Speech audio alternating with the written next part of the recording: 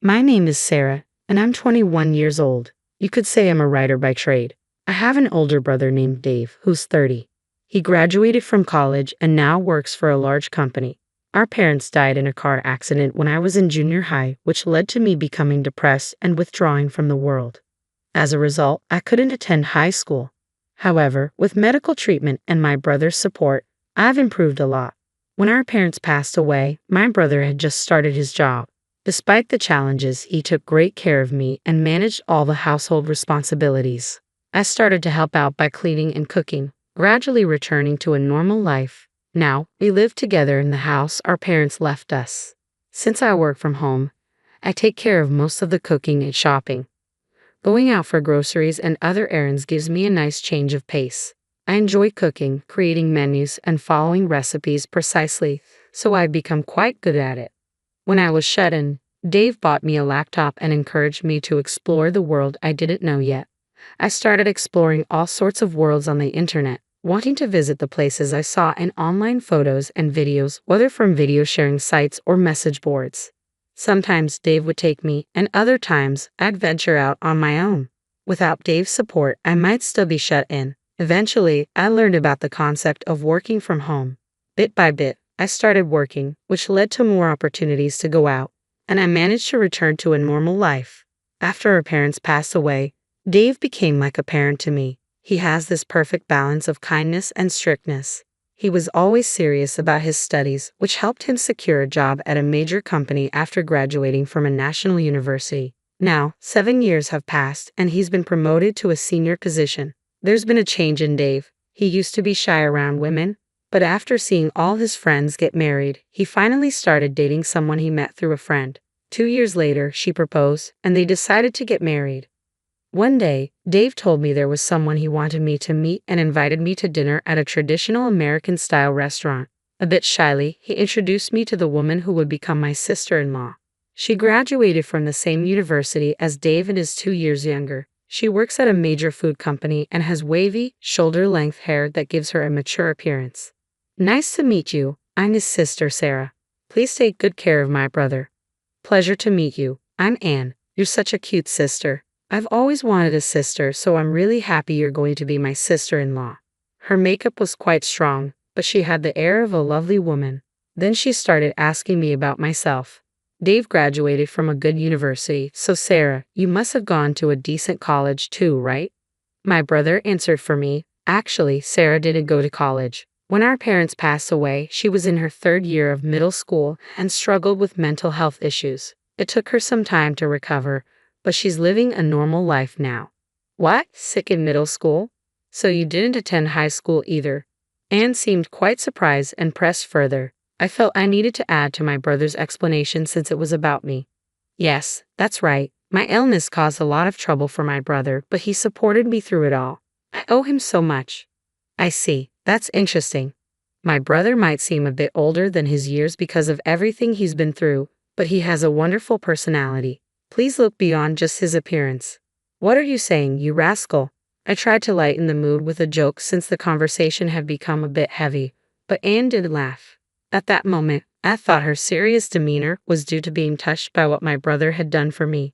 From what my brother shared, Anne's parents both graduated from prestigious universities, and her entire family has a strong academic background.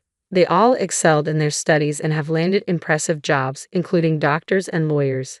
Anne's father is an executive at a major publishing house, and her mother is the president of the local women's association. Hearing this made me realize my brother was marrying into an extraordinary family.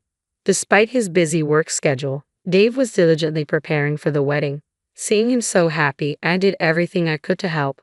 One day, I received a call from an unknown number. Although I was a bit nervous to answer, the caller ID showed it was legitimate, so I picked up. May I ask who's calling? Sarah, this is Jessica, Anne's mother, the caller said. To my surprise, it was Jessica, who would soon be my mother-in-law. What can I do for you? I asked, my heart racing. She replied, Anne mentioned the other day that you didn't attend high school and that your highest level of education is middle school. Is that true? Uncertain of her intent, I answered honestly, yes. After our parents' accident, I struggled with mental health issues for a long time, which is why I didn't attend high school. I understand your situation, but it's a fact that you're a middle school graduate, correct? Yes, that's correct. Well, I have a favor to ask. Would you consider not attending Dave and Anne's wedding? Actually, I'd prefer if you didn't come at all. What do you mean? I was taken aback by such an unexpected request. Dave and Anne both graduated from top universities, and my husband and I did too. All of our relatives have college degrees as well. Yes, and honestly, you're a bit slow on the uptake, aren't you? Just like a middle school graduate. Sigh. With a sigh, Jessica continued, as I mentioned, our family is composed of high achievers. College graduates are just the beginning. Many of us are executives in major corporations, doctors, and lawyers. We have people of significant status attending the wedding. I was starting to grasp the full extent of her implication. So, you don't want a middle school graduate like me attending such an event. In fact, you want me to stay away. But I am Dave's sister and his only family. I can just not attend. Even so, please don't come. How can we introduce you to our relatives without feeling embarrassed? Do you understand? I've conveyed our wishes. How utterly rude. I hung up the phone, trembling with anger. It was clear that their parents had an obsession with appearances and social status, making me, a middle school graduate, an embarrassment to them. I've never been ashamed of my life, nor do I believe I deserve ridicule. But could my presence make my brother unhappy? If stepping back would ensure his happiness and a bright future, then I would consider it. I've caused him so much trouble already, and I want him to be happy more than anything. Yet being rejected for who I am is something I can't accept. My thoughts were in turmoil. I discussed the situation with my brother. He reassured me, "Don't worry. You're my sister and my only family. Attend my wedding with confidence. I'll stand by you no matter what. But if my presence causes you trouble, I'm willing to stay away," I said. "That won't be a problem. You're my only sister. It would be disgraceful for a brother not to protect his sister," he replied. "Dave, thank you." His words gave me strength, and I decided to attend the wedding with renewed resolve.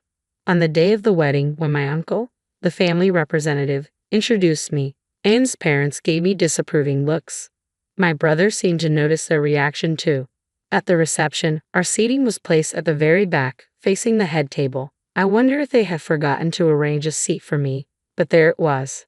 As I sat down, I could feel the sharp, uncomfortable glances, particularly from Jessica, my future mother-in-law. She approached me and said, "Why are you here? Didn't I make it clear that your presence would bring shame to our family?" "I am his biological sister and have every right to be here," I replied firmly. Jessica responded with disdain. Such audacity from a middle school graduate. "You'll remember this." With those cutting words, she walked away. Then, the bride and groom made their entrance. I couldn't help but smile at Dave, who looked so different from usual. Anne was sparkling and dressed beautifully. As the initial greetings concluded, Jessica stood up and approached the MC. Taking the microphone, she announced loudly, "All of our family members are college graduates with esteemed careers. We believe Dave is a good match for our family, but there's one issue." She paused for effect before continuing, "It's his sister, a middle school graduate. She is an embarrassment to our family. We request that the groom disown her. If that isn't possible, the marriage cannot proceed." A murmur ran through the room, but Jessica turned to Dave and demanded, "Can you promise here and now to disown this shameful middle school graduate sister and join our distinguished family?" Anne and her father nodded in agreement, as if it were an expected outcome. She handed the microphone to Dave with a look of triumph. Taking a deep breath, Dave spoke, "Yes, my sister didn't finish high school, but she's my only family. I can't disown her. To everyone here, I apologize, but I must call off this wedding and sever ties with this family. That's my decision." With that, Dave slammed the microphone down on the table, making a clear statement. He walked over to me with a relieved smile, as though a great burden had been lifted. "Sarah, I'm sorry for putting you through this. We don't need to stay here. Let's go home." I later learned from the attending relatives that the wedding reception was abruptly canceled after my brother, the groom, walked out and began to cry, and her parents faced criticism from other family members. They ended up apologizing profusely and even had to return the wedding gifts they had received. Sometime after the event, our uncle called my brother. He mentioned that while Dave's actions at the reception weren't ideal, had the situation continued, he would have had to disown him. Anne's family offered to cover all the costs of the ceremony and provide a substantial compensation, but my brother declined. He stated that he valued a sincere apology to his sister far more than any monetary settlement. After a while, a meeting was arranged at our home to address the fallout. I was determined to show Anne's parents just how mistaken they were about me. During the meeting, Anne's parents arrived with a gift and some money as an apology for the inconvenience, expressing regret for their behavior at the reception. However, their apology felt insincere, as if they were merely going through the motions. Jessica, my former mother-in-law, made it clear that she had no regrets, stating, "We should have done a thorough background check. That would have avoided this whole situation." Her husband, Ethan, added, "Dave should have told us everything about his sister from the beginning. That way, this wouldn't have happened." Fuming, I moved forward with my plan. "Ethan, you work at Rainbow Publishing, right?" He gave me a disdainful look and responded, "Yes, I'm a director there." "What of it?" "I've been working with Rainbow Publishing, but I've decided to terminate my contract with a company linked to you." "Is that supposed to bother me? There are plenty of other writers. Your departure won't make a difference." "Noted. I'll end my contract immediately and will be signing with your competitor."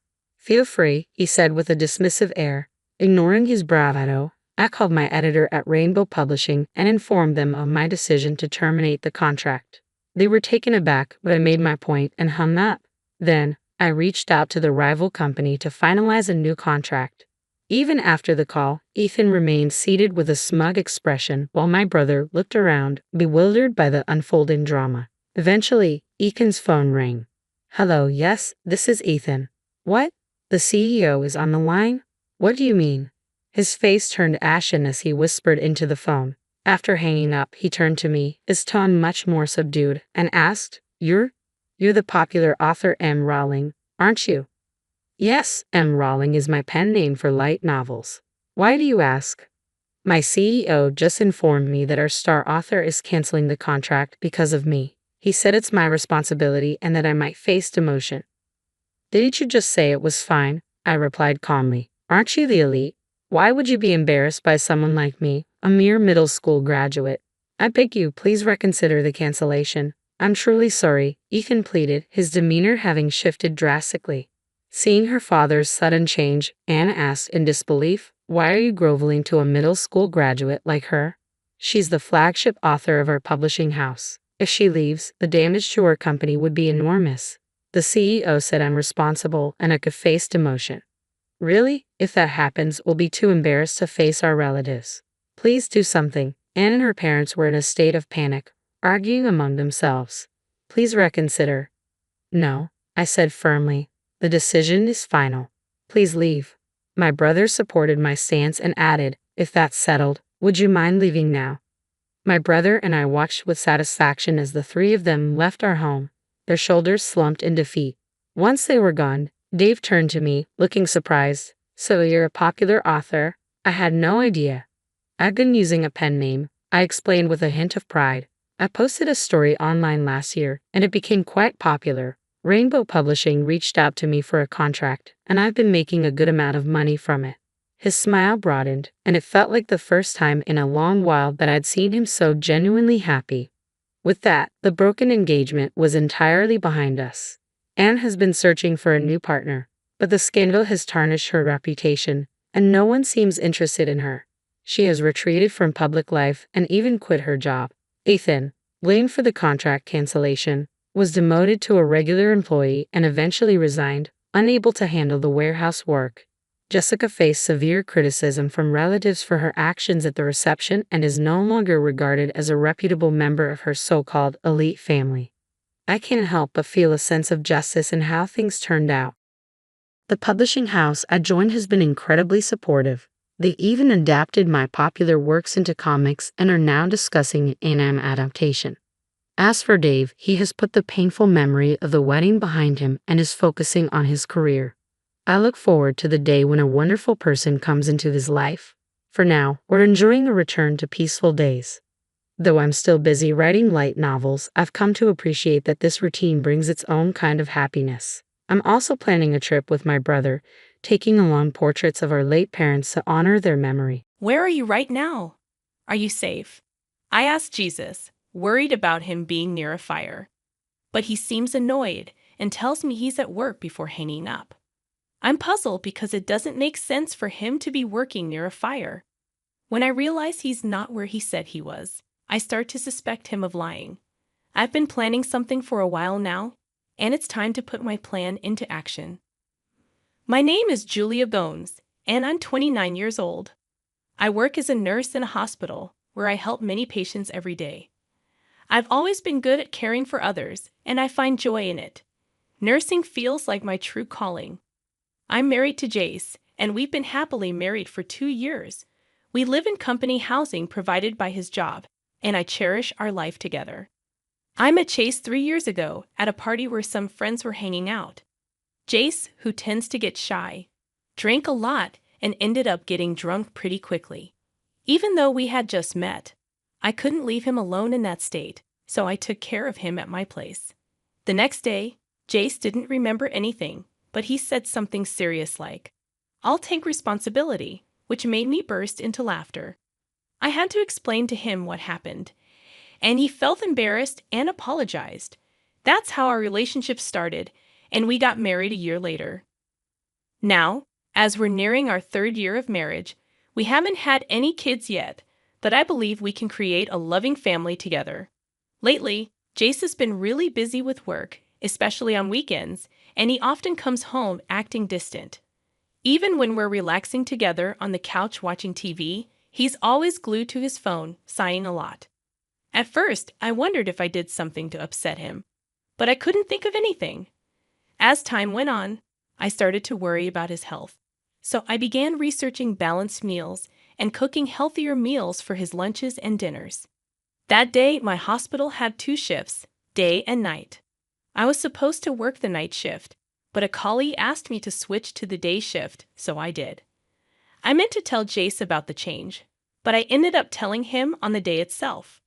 I messaged him, saying, "I'm working the day shift today, so I'll cook dinner and wait for you." But he took a while to reply. Normally, he'd respond quickly and even use emojis, but lately his replies have been short. I wondered if he was just busy or if this was normal after being married for 2 years. Feeling a bit lonely, I rushed home after work to cook a good meal again. Cooking went really well today. I took a quick photo of the meal and posted it on my cooking account on social media. I enjoy cooking for Jace, but sharing my cooking on social media has become something I like too. A few minutes after posting, I got a notification, a comment from one of my cooking friends. I've been chatting with someone I met through my cooking account on social media lately. It's nice to have a connection outside of work, and it makes me happy. While I was chatting online, Jace came home from work. I quickly reheated the food I made and said, "Welcome home. Dinner's ready. Was your day busy again?" "Thanks, yeah, I guess I am. I'm pretty tired," Jace replied, changing into his comfy clothes and sinking into his chair, looking exhausted. I brought the reheated food over to him. "Yeah, a colleague needed my help with something urgent. Sorry I didn't tell you earlier," I explained as I sat down at the table to eat. "Let's dig in." "It's okay. It was last minute, but just let me know sooner next time. Sometimes I make plans to hang out with coworkers," Jace said.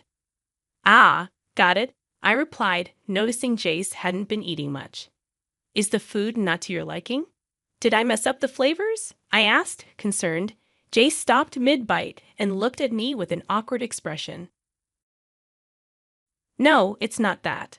I just don't feel hungry right now." "Sorry, I'll save it for breakfast tomorrow," Jace said, forcing a laugh. "Thanks for cooking, though." He stood up from the table and headed towards the bathroom, leaving more than half of the food untouched, just as I suspected.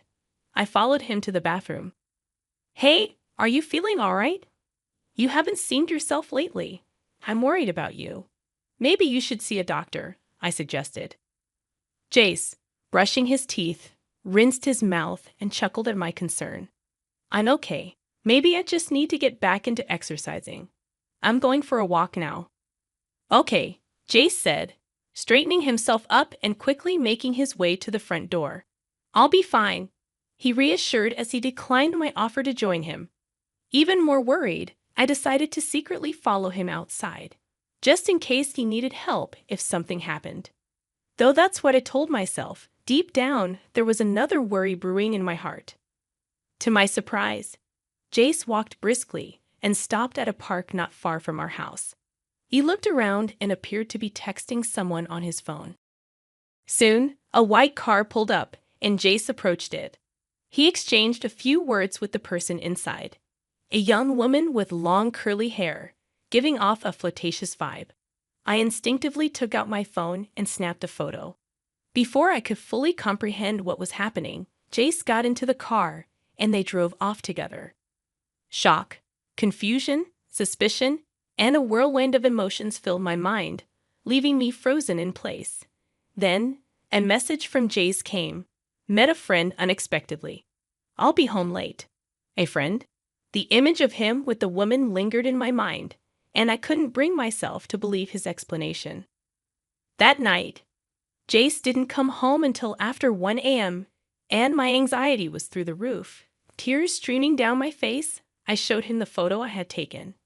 When he saw the photo, Jace froze for a moment, then quickly brushed it off with a laugh. Oh, I just bumped into a client salesperson while I was out walking. I was just giving them some advice, nothing more. Please trust me, he pleaded, looking at me with a sad expression, as if he was the victim, shutting down any further questions. After that, Jace's work became incredibly hectic, and I found myself working overtime often when I was on the day shift. Despite our conflicting schedules, I tried to bring up the incident from before, but he always brushed it off with excuses like, I'm tired, I worked late yesterday, or I'm working on my day off today, really. During work, whenever I relaxed, thoughts of Jace and that woman being close would creep into my mind, making me feel uneasy. After finishing my night shift, the morning sun felt harsh on my tired eyes. I realized I hadn't been taking care of myself lately because of all the worry and anxiety.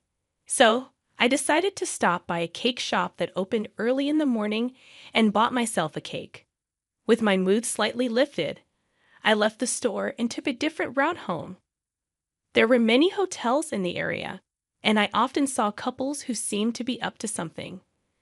But maybe because it was early morning, the area was quiet.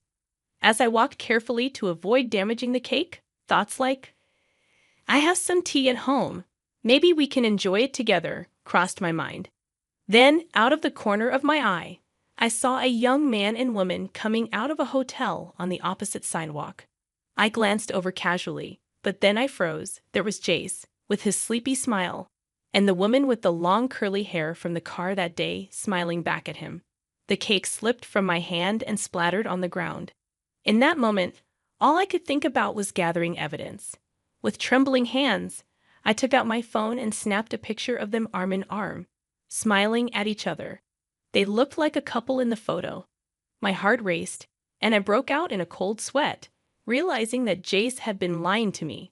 All I could see was the fallen cake box and the damning photo of them staring back at me. In the back of my mind, I knew I couldn't stay with him anymore. One day, after a series of events confirmed my suspicions about Jace, the word divorce started to feel like a real possibility.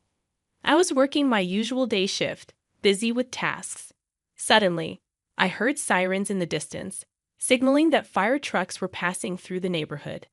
It wasn't just one truck, but 2 or 3 in a row, which made me worry that there might be a fire nearby. After finishing a phone call and taking a moment to catch my breath, 2 colleagues returned from a patient's room, discussing how frightening it was. Good job. What's going on? I asked, sensing there might be trouble. They lowered their voices and told me, there's a fire at Company A. A patient we passed in the hall mentioned it. Company A? A fire? Those words sent a shiver down my spine. Excusing myself from my colleagues and clutching my phone tightly, I hurried to a quiet spot. Company A, where the fire was reported, was where Jace worked. With a sense of dread, I called Jace. Like every morning, I had seen him off to work. Since the events that had unfolded, we hardly saw each other at home and rarely spoke. But I never missed saying goodbye to him in the morning. Please pick up. I whispered to myself, hoping Jace would answer. After several rings, I heard his voice on the other end, asking, "Hello? Where are you? Are you okay?" Despite my half-shouted relief, Jace sounded annoyed. "What's going on all of a sudden? I'm at work, you know. Don't call me during work hours," he grumbled before hanging up abruptly. All I heard was the end of call beep in my ear. While I was glad to know Jace wasn't in the fire, I felt a deep unease. It didn't make sense for him to be working, as if nothing was happening. His dismissive attitude towards my concern only added to my frustration. He probably wasn't at work at all. I saw him off to what I thought was his workplace, but it must have been somewhere else. Maybe all this time, without realizing it, I've been seeing him off to another woman's place. Out of the corner of my eye, I thought I saw shimmering long curly hair. With determination, I dialed a certain person's number on my clenched phone. After finishing my work safely, I rushed home and started packing up the furniture and appliances in the house. Then the doorbell rang, ding-dong. But it wasn't Jace at the door. It was a friend from college who knew about my situation with Jace and had offered to help me leave. Despite my sudden request for help moving my belongings from work, she readily agreed. "Thank you so much. I'll treat you to something next time," I said, feeling apologetic. But she just smiled and replied, "You've been through a lot, haven't you? I'm always here to help." I felt grateful for having such a good friend, a feeling that had faded recently, and my heart warmed. Together, we moved out the furniture, appliances, and clothes I had prepared into the car. The room, now empty of the belongings I had accumulated since my single days, felt stark and bare. Looking around, I questioned if I had any lingering attachments to my past life. "No, I don't need it anymore," I decided, feeling no pull to stay. With determination, I headed towards an apartment near my workplace. On the day I saw Jace leaving a hotel with another woman, I had rushed to a real estate agent. I wasn't sure about divorce yet, but I had rented the apartment just in case. I felt satisfied with my decision. I unpacked the items in the apartment and then remembered something. I grabbed my phone and dialed a number, waiting for the robotic voice guidance to start. Hours later, after settling in from the move, I was taking a break when I received a call. Glancing at the display, I saw Jace's name. I took a deep breath before answering. "Hello. Julia, where are you? I came home to an empty house, and my phone isn't working. What's going on?" Jace's voice sounded frantic. "Most of the stuff at home belonged to me, so I took it with me. And as for the phone, it was in my name, so I canceled it," I calmly explained. His voice remained anxious. "Wait, my phone isn't working." "Well, I can only use Line because I'm connected to Wi-Fi. But more importantly, you said you took the stuff. You're not seriously running away, are you? This is a joke, right?" Jace's voice was filled with disbelief. As I listened to Jace still not grasping the situation, my irritation grew. "Are you seriously saying that?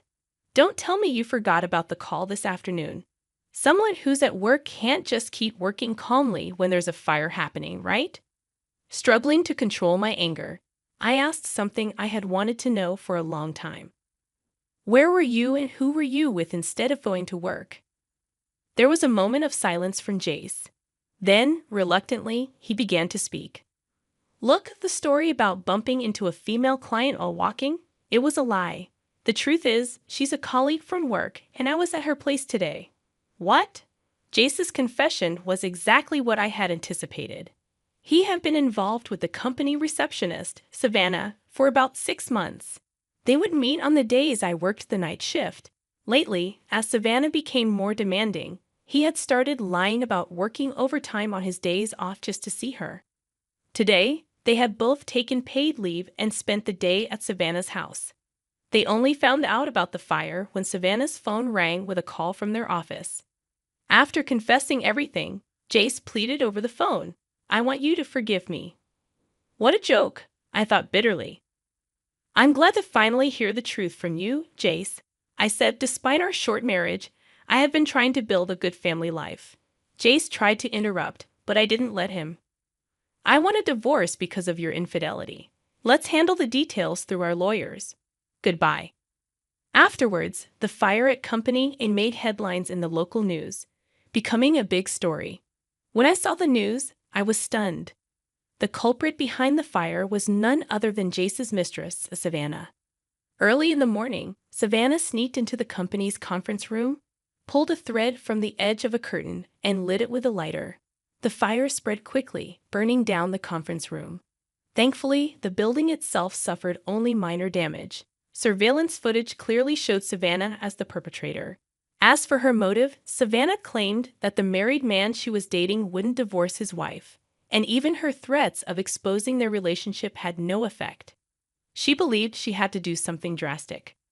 Honestly, I couldn't understand why anyone would commit a crime just to be with Jace. However, according to Savannah's colleagues, she often complained about feeling lonely. Perhaps she envied the married man who seemed to have it all, thinking that being with him would fill her own loneliness. Thinking about it, I realized that feeling lonely even when you're with someone else is far more painful. Since discussing divorce with Jace, we hadn't been in direct contact, but our lawyers were handling the proceedings. Meanwhile, I heard about what was happening at Jace's company. After the fire, Jace, who was unaware of what had happened, was shocked to learn the truth from the company's general affairs representative. Savannah was arrested immediately, and news of their relationship spread rapidly throughout the company. Unable to bear the gossip any longer, Jace resigned from his job. Hearing about all this, I felt a tiny bit of sympathy for Jace, but mostly, I believed he had brought it upon himself by choosing another woman. With that in mind, I went through the divorce process without much emotion, and we successfully divorced. The evidence of Jace's infidelity, captured in the photos I had taken, made the process smooth. Additionally, I ensured that Jace paid proper alimony from his severance pay. Now that my connection with Jace was completely severed, I enjoyed living alone in my new apartment, where I had settled in nicely. Perhaps I had neglected myself by always prioritizing others. While continuing my job as a nurse, I started to rediscover the joy of cooking, which had been my greatest pleasure during my marriage with Jace, but now just for myself. In the morning, I opened the window of my apartment to let in the fresh air. Glancing outside, I saw a happy family of 3 walking together. Seeing them, I felt no regret at all. Instead, I felt excited thinking about my future. Just then, my phone buzzed. Returning to my room, I couldn't help but smile at the screen. I had hit it off with someone I met through a cooking account on social media, and we had become close quickly. We had planned to cook together that day, responding to the message saying, "I'll be there soon." I began preparing the meal we were going to cook. Emily sneered at me after I announced my resignation, and I responded by maintaining a silent, steady gaze. Our conversation had revolved around the company's decision to cut labor costs, with particular disdain aimed at those supposedly exploiting overtime pay. Tom, too, seemed to relish the notion of trimming expenses. A week later, my phone incessantly rang with calls from the company. Upon answering, the president inquired sharply, "Who exactly are you?" I couldn't help but scoff mockingly at the president's question. In response, I introduced myself as Lily Johnson, a 59-year-old employee with 37 years of dedicated service since my college graduation. I explained our company's role in providing administrative services, particularly catering to busy company presidents handling clerical work. Specializing in tax-related matters, I proudly managed 45 clients, a responsibility that had grown overwhelming despite the assistance of a part-timer. Despite the challenges, I couldn't show any sign of weakness. Our clients were long-standing relationships, and their adversities fueled my determination. Today, as I sat in front of my computer, the relentless harassment from Tom and Emily weighed heavily on my mind. Tom, 7 years my junior and now the head of the tax department, had drastically changed his demeanor 3 months ago upon promotion. His once polite tone was replaced with condescension and complaints, making every interaction a struggle. Even when I countered, he remained unfazed, instructing me to consult the manual for guidance and warning against unnecessary actions. Emily, Tom's assistant, joined in the harassment, criticizing my efficiency and mocking my rank and file status. Despite being the first to decline a promotion to department head, a fact unknown to Tom and Emily, I committed to completing my regular duties. Their harassment persisted, with Tom accusing me of increasing overtime, branding it a waste. Emily echoed his sentiment, sighing as she claimed my constant overtime was dragging down the entire tax department's performance. The recent cause of my overtime was Tom unexpectedly leaving a month's worth of client files on my desk to be filed by the end of the month after work. My face drained of color as I glanced at the files before me. "Wait, these all have deadlines this month, right?" I uttered in confusion. However, before I could grasp the gravity of the situation, Tom was already packing up his desk, completely uninterested in addressing my concerns. "I'm heading out. Take care with that," he casually remarked as he swiftly left the office, leaving me with a pile of urgent tasks.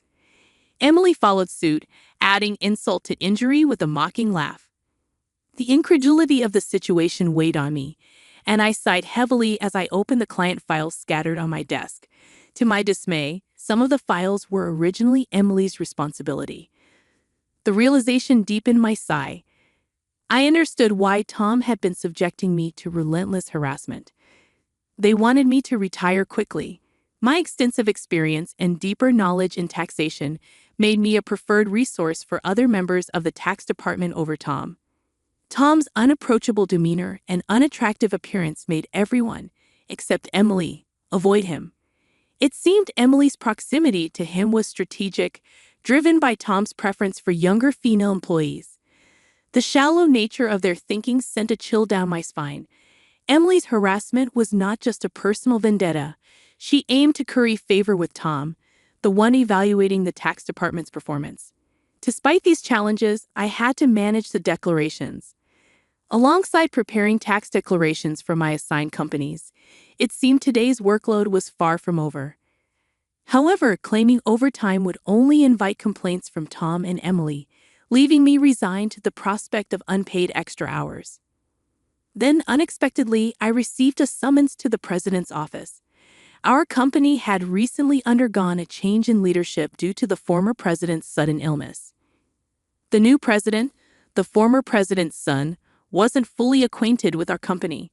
As I entered the office, I noticed Tom and Emily with unpleasant smirks on their faces. In a tense atmosphere, the president dropped a bombshell. "Lily, we'll need you to resign by the end of this month." My mind spun as I asked for clarification. Tom and Emily had apparently accused me of overbilling for overtime, citing that while others had around 15 hours, I had exceeded 80 hours. The president, oblivious to the true circumstances, seemed impressed with Tom and Emily's zero overtime. The reality of the situation hit me. The inflated overtime was a result of doing Tom and Emily's work. However, revealing Tom's instructions would risk portraying it as my own inability to manage time effectively. I presented the facts, asserting that I hadn't overbilled for overtime but struggled to finish my workload within regular hours. The president sighed deeply, expressing doubt but acknowledging the lack of evidence to pursue the matter further. Nevertheless, he insisted that they couldn't retain someone working at such a slow pace. Resigned to the situation, the president suggested my resignation, and it seemed his mind was made up. Told to leave the company I had devoted 37 years to, I felt a weariness settle in. Despite my dedication, the additional workload from Tom and Emily went unappreciated. I agreed to resign at the end of the month, acknowledging that I had already communicated my decision to the president. As I glanced at Tom and Emily, their vulgar smiles reflected satisfaction. Leaving the president's office, Emily taunted me with a sarcastic, "Thanks for quitting," her sneer cutting through. I responded with a silent stare, facing similar disdain from Tom, who shared his approval of cutting labor costs and labeled me as someone exploiting overtime pay. Observing their cheerful conversation, I pondered the handover process. Creating documents for all my clients, I ensured proper farewells and appointments with those I could meet personally. Unable to schedule a meeting with the president, I resorted to letters to inform them of my successor. A week post-resignation, enjoying a moment of relaxation at home, my mobile phone rang. Seeing the company's call, I hesitated, having already completed social insurance procedures. However, persistent calls from both the company and Tom and Emily's personal mobiles led me to answer reluctantly. As I picked up, the president urgently spoke, asking, "Who exactly are you?" I couldn't help but mockingly reply, "Just an unemployed lady who resigned from the company, nothing else." In response, the president urgently explained the chaos since my departure, 49 calls to stop transactions with the company. He pleaded for my immediate return, revealing a sense of panic in his tone. Reluctantly, I rose from my seat and made my way back to the company. Upon my arrival, I found Tom and Emily waiting, their faces notably pallid and dark circles underlining their weary eyes. Surprised by their drastic change in appearance, I inquired about what was happening. Tom glared at me and revealed, "Since you left, we've been bombarded with calls to stop transactions, not just from your clients but also from prospective companies we were planning to introduce." "What did you do?" Emily echoed the suspicion, expressing disillusionment at the thought of me resorting to underhanded tactics. Their haggard appearance suggested the toll handling cancellations. While I had not manipulated the clients, I had a hunch about the reason behind the transaction halts. Considering the inevitability of cancellations, I mumbled my thoughts aloud. Tom, however, accused me outright, insisting I had orchestrated something. He demanded I go to the president's office immediately, forcefully escorting me there. Upon entering the president's office with Tom and Emily, the president greeted me with a direct look in his eyes. Tom declared, "President, I brought her," with an air of authority, while Emily hurriedly followed suit. Ignoring their accusatory tone, the president questioned me about the abrupt halt in transactions after my departure. I took a deep breath and explained, "Our clients don't need us to manage their taxes. There are tax accountant firms that offer cheaper services. They continued with us because of me." Tom snapped back, questioning my self-worth, and Emily taunted me, both challenging my value to the company. Undeterred, I elaborated on my unique approach, offering tailored tax-saving strategies that resonated with our clients. Tom dismissed it as inefficient, arguing that their manual-based operations were more practical. The president sighed deeply, recognizing the fundamental difference in our approaches. In a serious tone, he said, "Actually," signaling a crucial revelation or decision to follow. I received a surprising call from my father, the former president. It turns out that some clients, who had stopped transactions, went directly to Dad to negotiate on my behalf. I hadn't anticipated clients going to such lengths for me. Dad emphasized that the tax department thrived because of my contributions. Not only did I manage my clients efficiently, but I also supported my colleagues' clients, possessing knowledge that even Tom couldn't match. Dad disclosed that if I hadn't declined the promotion, I would have held a higher position than a department head by now. The current president expressed regret with a pained expression. Emily appeared shocked, probably grappling with the idea that I could have been her superior. The president apologized for making me resign initially and asked if I would consider revoking my resignation. According to Dad, I was indispensable to the company. While I appreciated the change in the president's perspective, I hesitated to accept. Tom interrupted our conversation, visibly upset, and protested the president's decision, questioning why I was chosen over him. Emily echoed his sentiments, praising Tom's leadership and expressing disbelief at the preference for me. The president then sternly addressed them, revealing that since my resignation, numerous complaints had been received from the tax department, suggesting they had been shifting their workload onto others. Tom's face turned pale as the president exposed the fact that he had been pushing the preparation of client declaration forms onto subordinates, including Emily's work for multiple clients. The president pointed out the irony, considering Tom had accused me of being a salary thief. Observing Tom and Emily's pale expressions, the president continued by revealing an alleged leak about their romantic involvement. Tom struggled to defend himself, claiming he was merely mentoring Emily as her superior. However, the president produced receipts from the accounting department, indicating dining expenses filed by Tom. Confronted with evidence, Tom, sweating profusely, was unable to provide a convincing explanation. Emily, too, turned ghostly pale as the president accused them of neglecting their duties, inflating expense claims, and violating company policy by having an affair in the office while being married. In a calm and straightforward manner, the president declared the termination of their employment effective immediately. Tom and Emily tried to resist, promising to retract the receipt claims and pleading for their jobs.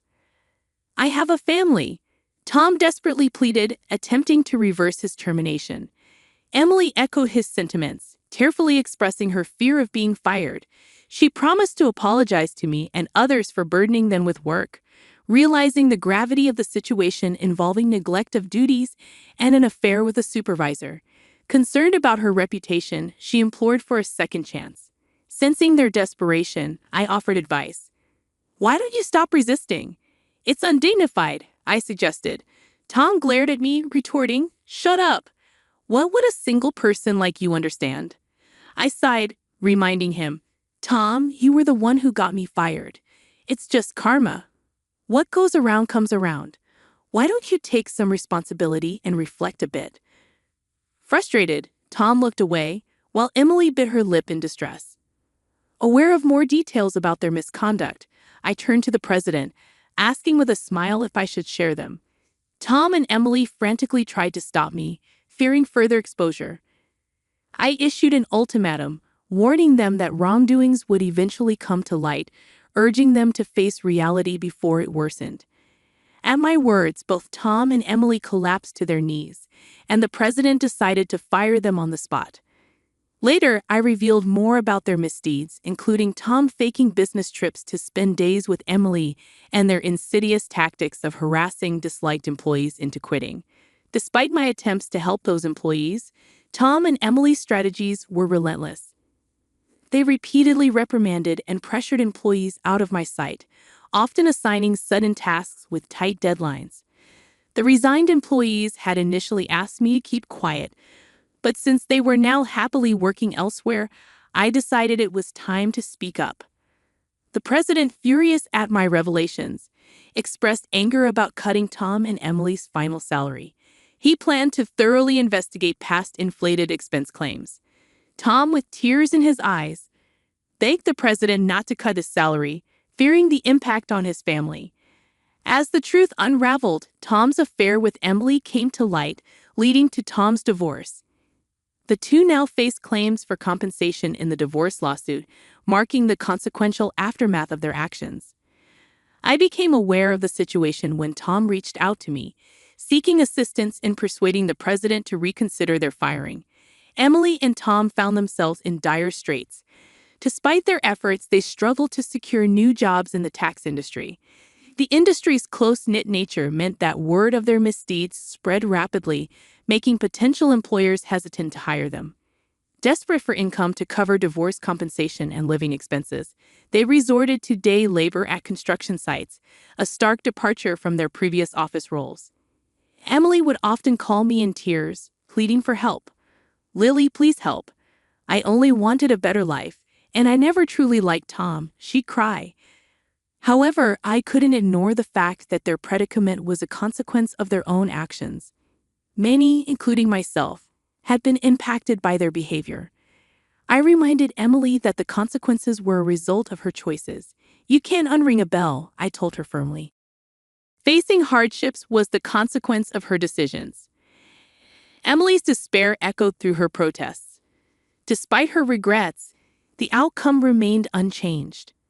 As for me, I chose to distance myself from the chaos of the corporate world. Despite the president's pleas for my return, I declined. Once told to resign, I had no desire to return. Instead, I found solace in assisting at a friend's tax office, supplementing my income and enjoying a more relaxed lifestyle.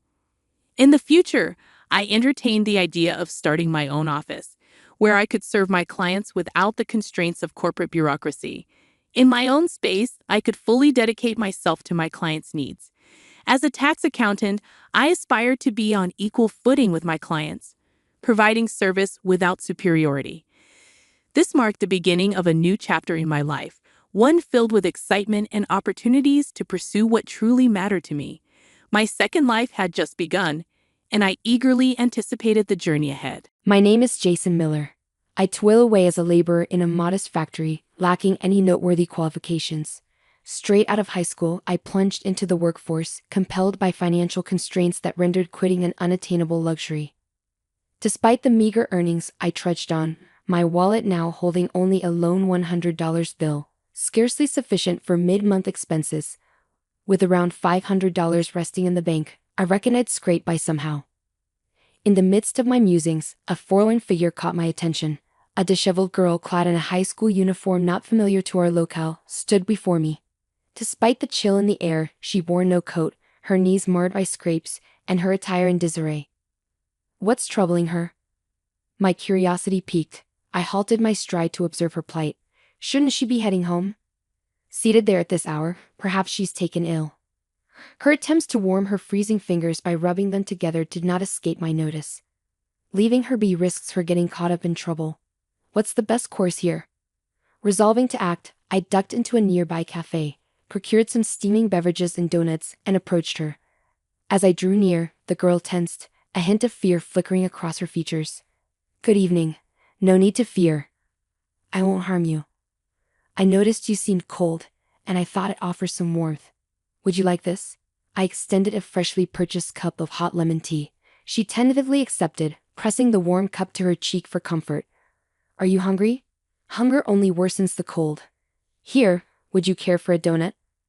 Uncertain of her preferences, I selected one at random, wondering if she'd receive it. With a soft thank you, she accepted the offering. Aren't you heading home? She shook her head in response, but offered no explanation. Could she have fled her home, I pondered, wary of delving too deeply into her circumstances. Then, a gust of wind lifted her skirt, revealing a network of painful wounds on her legs. What happened? She hastily concealed her legs, but not before I caught sight of the injuries. Did someone hurt you? Were you attacked? Her demeanor stiffened, reluctant to divulge. All right, no need to talk if you don't wish to, but lingering here puts you at risk. How about heading home? In a barely audible voice, she murmured, No. I was planning to go to my dad's, but it's quite a distance away. Her father's place, so she's staying with her mother now. I couldn't fathom the complexity of her situation, sensing it wouldn't resolve easily. Have you tried calling your dad? Maybe he can come get you. I don't have the number. I don't even have a phone, she replied, surprising me with her lack of a cell phone in this day and age. Do you know the address? Can you show me where it is? I inquired, to which she nodded, producing a small piece of paper bearing an unfamiliar address. Is this where you're supposed to meet him? She confirmed with a nod. It seems quite a distance, it's getting late, I remarked, pulling out my smartphone to search the address. The result revealed Greenwood Group, a construction company. I could jot down the number for you to call tomorrow. This is the contact I found linked to that address. Give it a try, you might reach your dad. It seems he works for a construction company, I suggested optimistically. She brightened at the prospect. Okay, you should stay at a nearby hotel tonight. I'll arrange it for you. Can you manage on your own? She hesitated, admitting her lack of funds. Despite my own financial constraints, I still had a $100 bill tucked away. Perhaps it'll suffice for a night, I mused, reassuring her. Don't worry, I can cover it. A warm bath and a good night's rest will help. You can call your dad in the morning. But I can't repay you, she worriedly protested. Forget about it. Just focus on reuniting with your dad. I reassured her, leading the way to a nearby hotel where breakfast was included for $100.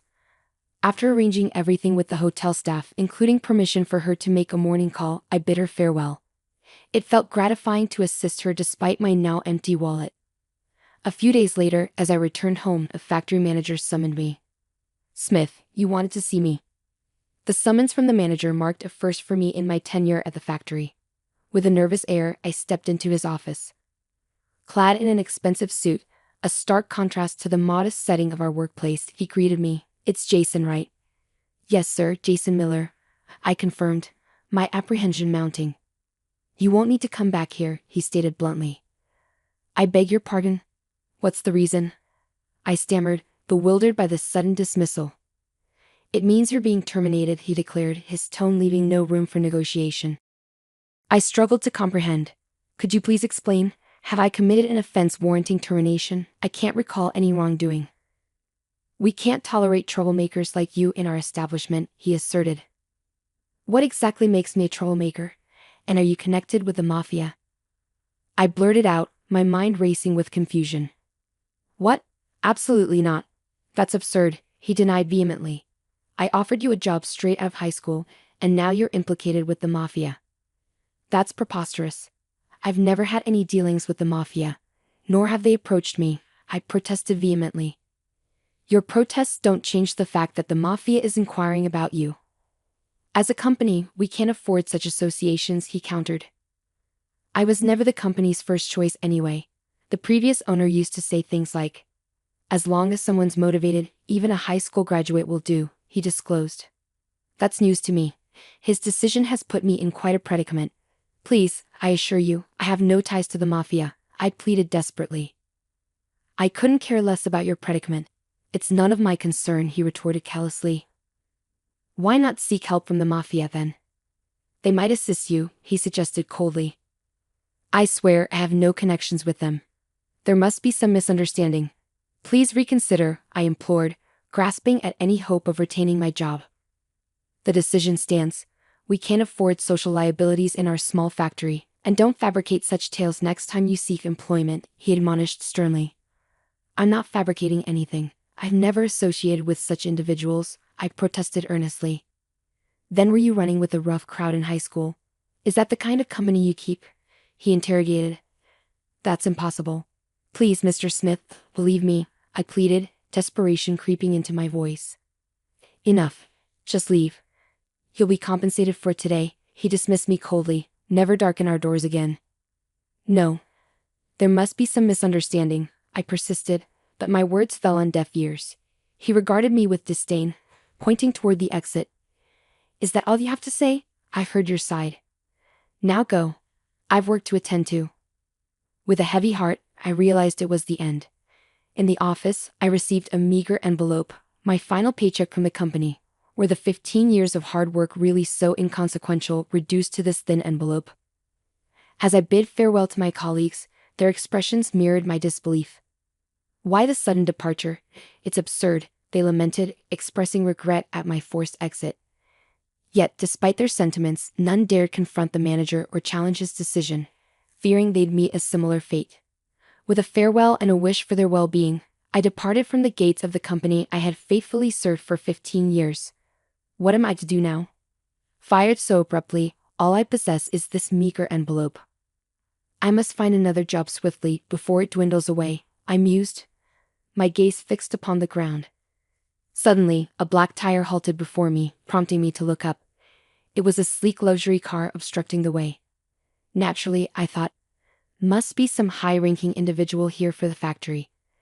They ought to hasten their entrance. The driver, clad in gloves, emerged from the vehicle and courteously opened the rear door. Stepping out was a man in an exquisite suit accompanied by a girl. He inquired of her, "Is this the gentleman?" Her nod confirmed it. Recognizing her from our earlier encounter, I exclaimed, "Ah, you're the girl from before. So you've reunited with your father? That's wonderful. I'm truly glad for you." Forgetting my recent misfortunes, I addressed her warmly. She beamed and embraced me. "Thanks to you, my daughter is safely in my arms. I owe you my gratitude." "You're her father?" Excellent news. I was concerned for her but had no means to contact you thereafter. By the way, you're leaving the premises quite early. Any pressing engagements? I inquired, attempting a forced laugh. It wouldn't do to divulge my recent dismissal to someone I'd just met, especially someone likely of high rank, evident from the lavish car and attire. It felt improper to engage with such a figure. "If you're not pressed for time, I'd like to express my appreciation. It's nearly lunchtime. Would you care to join me?" He offered graciously. "Oh no. That's too generous." I couldn't possibly accept gratitude for simply doing what was right, I demurred. "Come now. Don't be so modest. Should you have other commitments, I won't insist. But if you're available, please allow me to treat you." "A mere thank you hardly suffices for saving my daughter," he insisted earnestly, a sense of sincerity in his words. Initially, I hesitated, feeling that as a recently dismissed individual I had no pressing engagements. Besides, Job hunting in my current downtrodden state seemed futile. However, considering my circumstances, I relented, saying, "If you insist, then I'll accept your generous offer," and agreed to accompany them. Stepping into the car, I was whisked away to a posh restaurant. "Excuse me, I'm not exactly dressed for this," I remarked, gesturing to my work attire, hardly suitable for such an upscale establishment. Expecting a modest diner at best, I was taken aback by the opulence. Yet the man chuckled heartily, dismissing my concerns with, "Don't worry about it. Clothes don't dine." With his encouragement, I followed him, noting the lack of fuss from the hostess, who greeted me with a smile, indicating he was a regular. The ambience of the private room exuded luxury, albeit making me feel somewhat out of place. Despite my discomfort, as the conversation flowed and drinks were poured, I found myself gradually relaxing. The genuine smiles exchanged between father and daughter, coupled with the sumptuous fare, began to thaw my apprehension. It felt surreal, being amidst such extravagance as a high school graduate. Yet, with each sip and bite, I couldn't help but savor the moment, sensing it might be my first and last taste of such indulgence. Eventually, the man disclosed his identity. "I should have introduced myself earlier, but that's unlike me," he admitted, offering me a business card bearing the name B of Greenwood family. "Oh my," I thought, my mind jumping to conclusions. "I apologize," he interjected swiftly. "No need for apologies." "You're right," I replied, realizing my faux pas. "But you see, even a mafia member is a parent. Thanks to you, I'm reunited with my daughter." "I'm truly grateful," he confessed earnestly. "Oh, it was my pleasure," I replied sincerely, touched by his gratitude. "May I ask something?" "I've been curious about why she was there that day," I inquired. "That's because, you see, her mother and I divorced years ago. Shortly after she remarried, her new husband appeared to be the vice president of a small factory.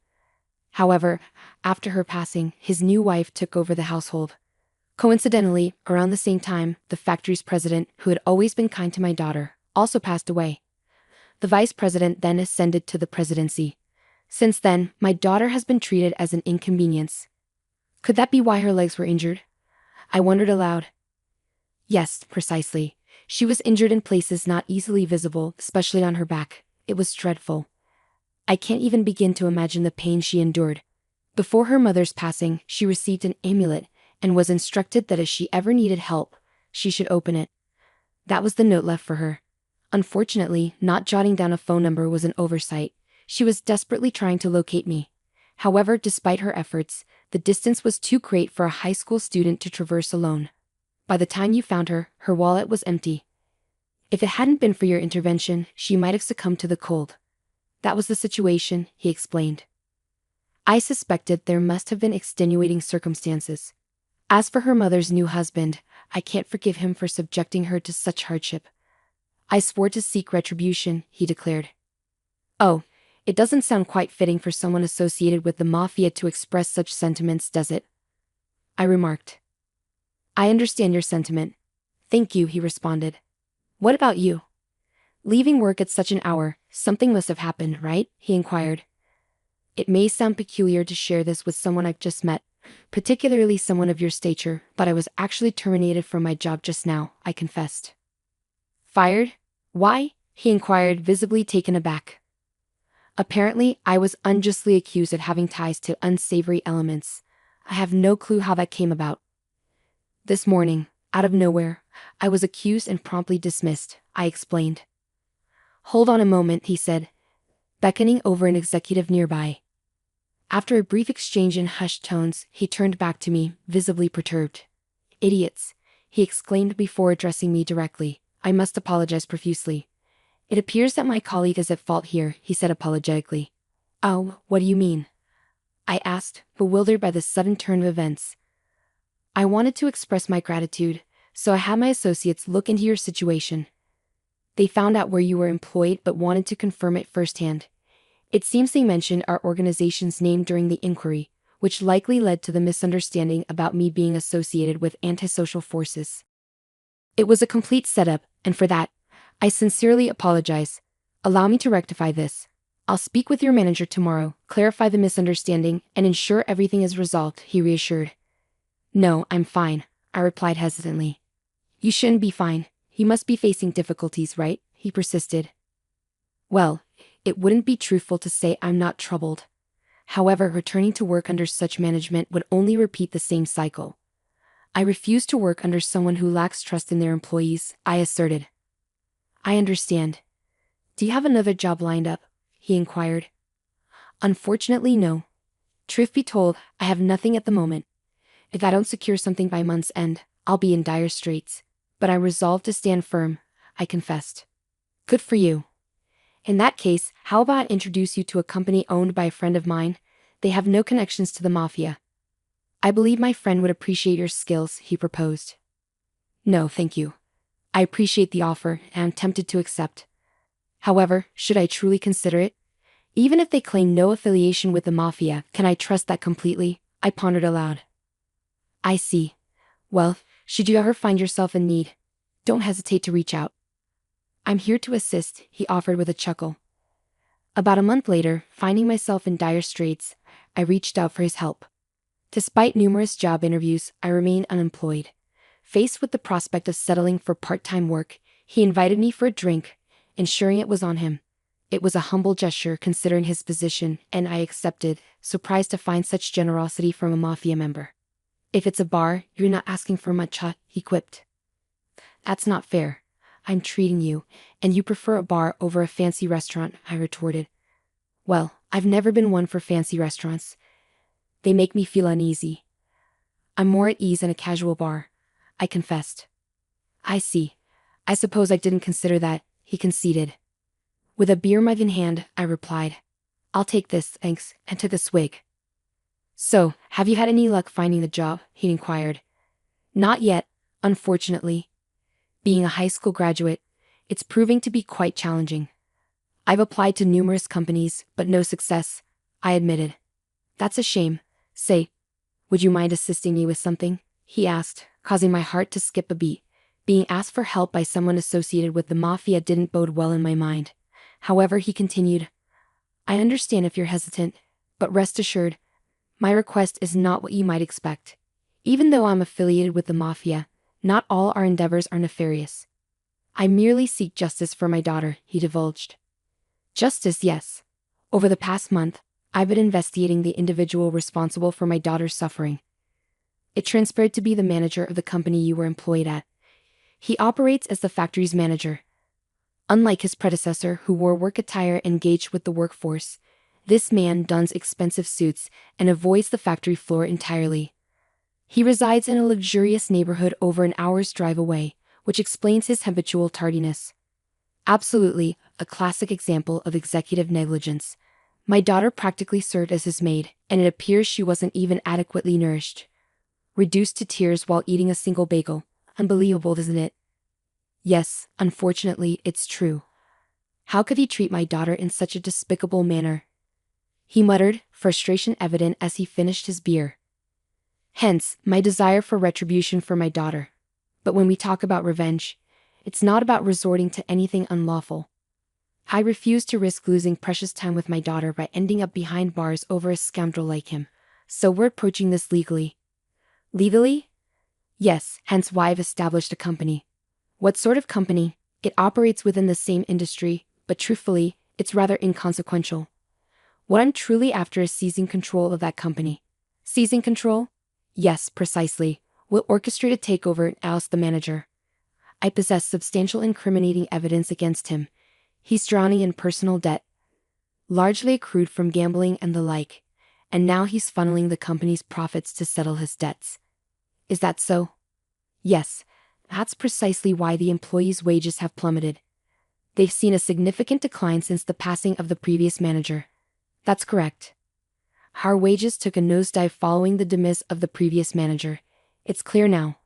We were all pawns in his scheme, toiling for his benefit. Hence, my resolve to oust him from the company and transform it into a place where employees are rightfully compensated. What fate awaits the manager once he's ousted? Well, I reckon he'll be in quite a bind. Additionally, it appears his wife married him solely for his wealth. If she discovers he's no longer in power, she'll likely abandon him. Moreover, socially, I'll ensure he's ostracized, making it challenging for him to secure employment elsewhere. You could do that? Well, I am the boss of Greenwood after all. Manipulating such situations comes naturally to me. I understand. I sought your assistance because you too fell victim to his actions. I presumed you might seek retribution as well. Indeed, once the employees learn the truth, they'll likely share our sentiments. Most likely.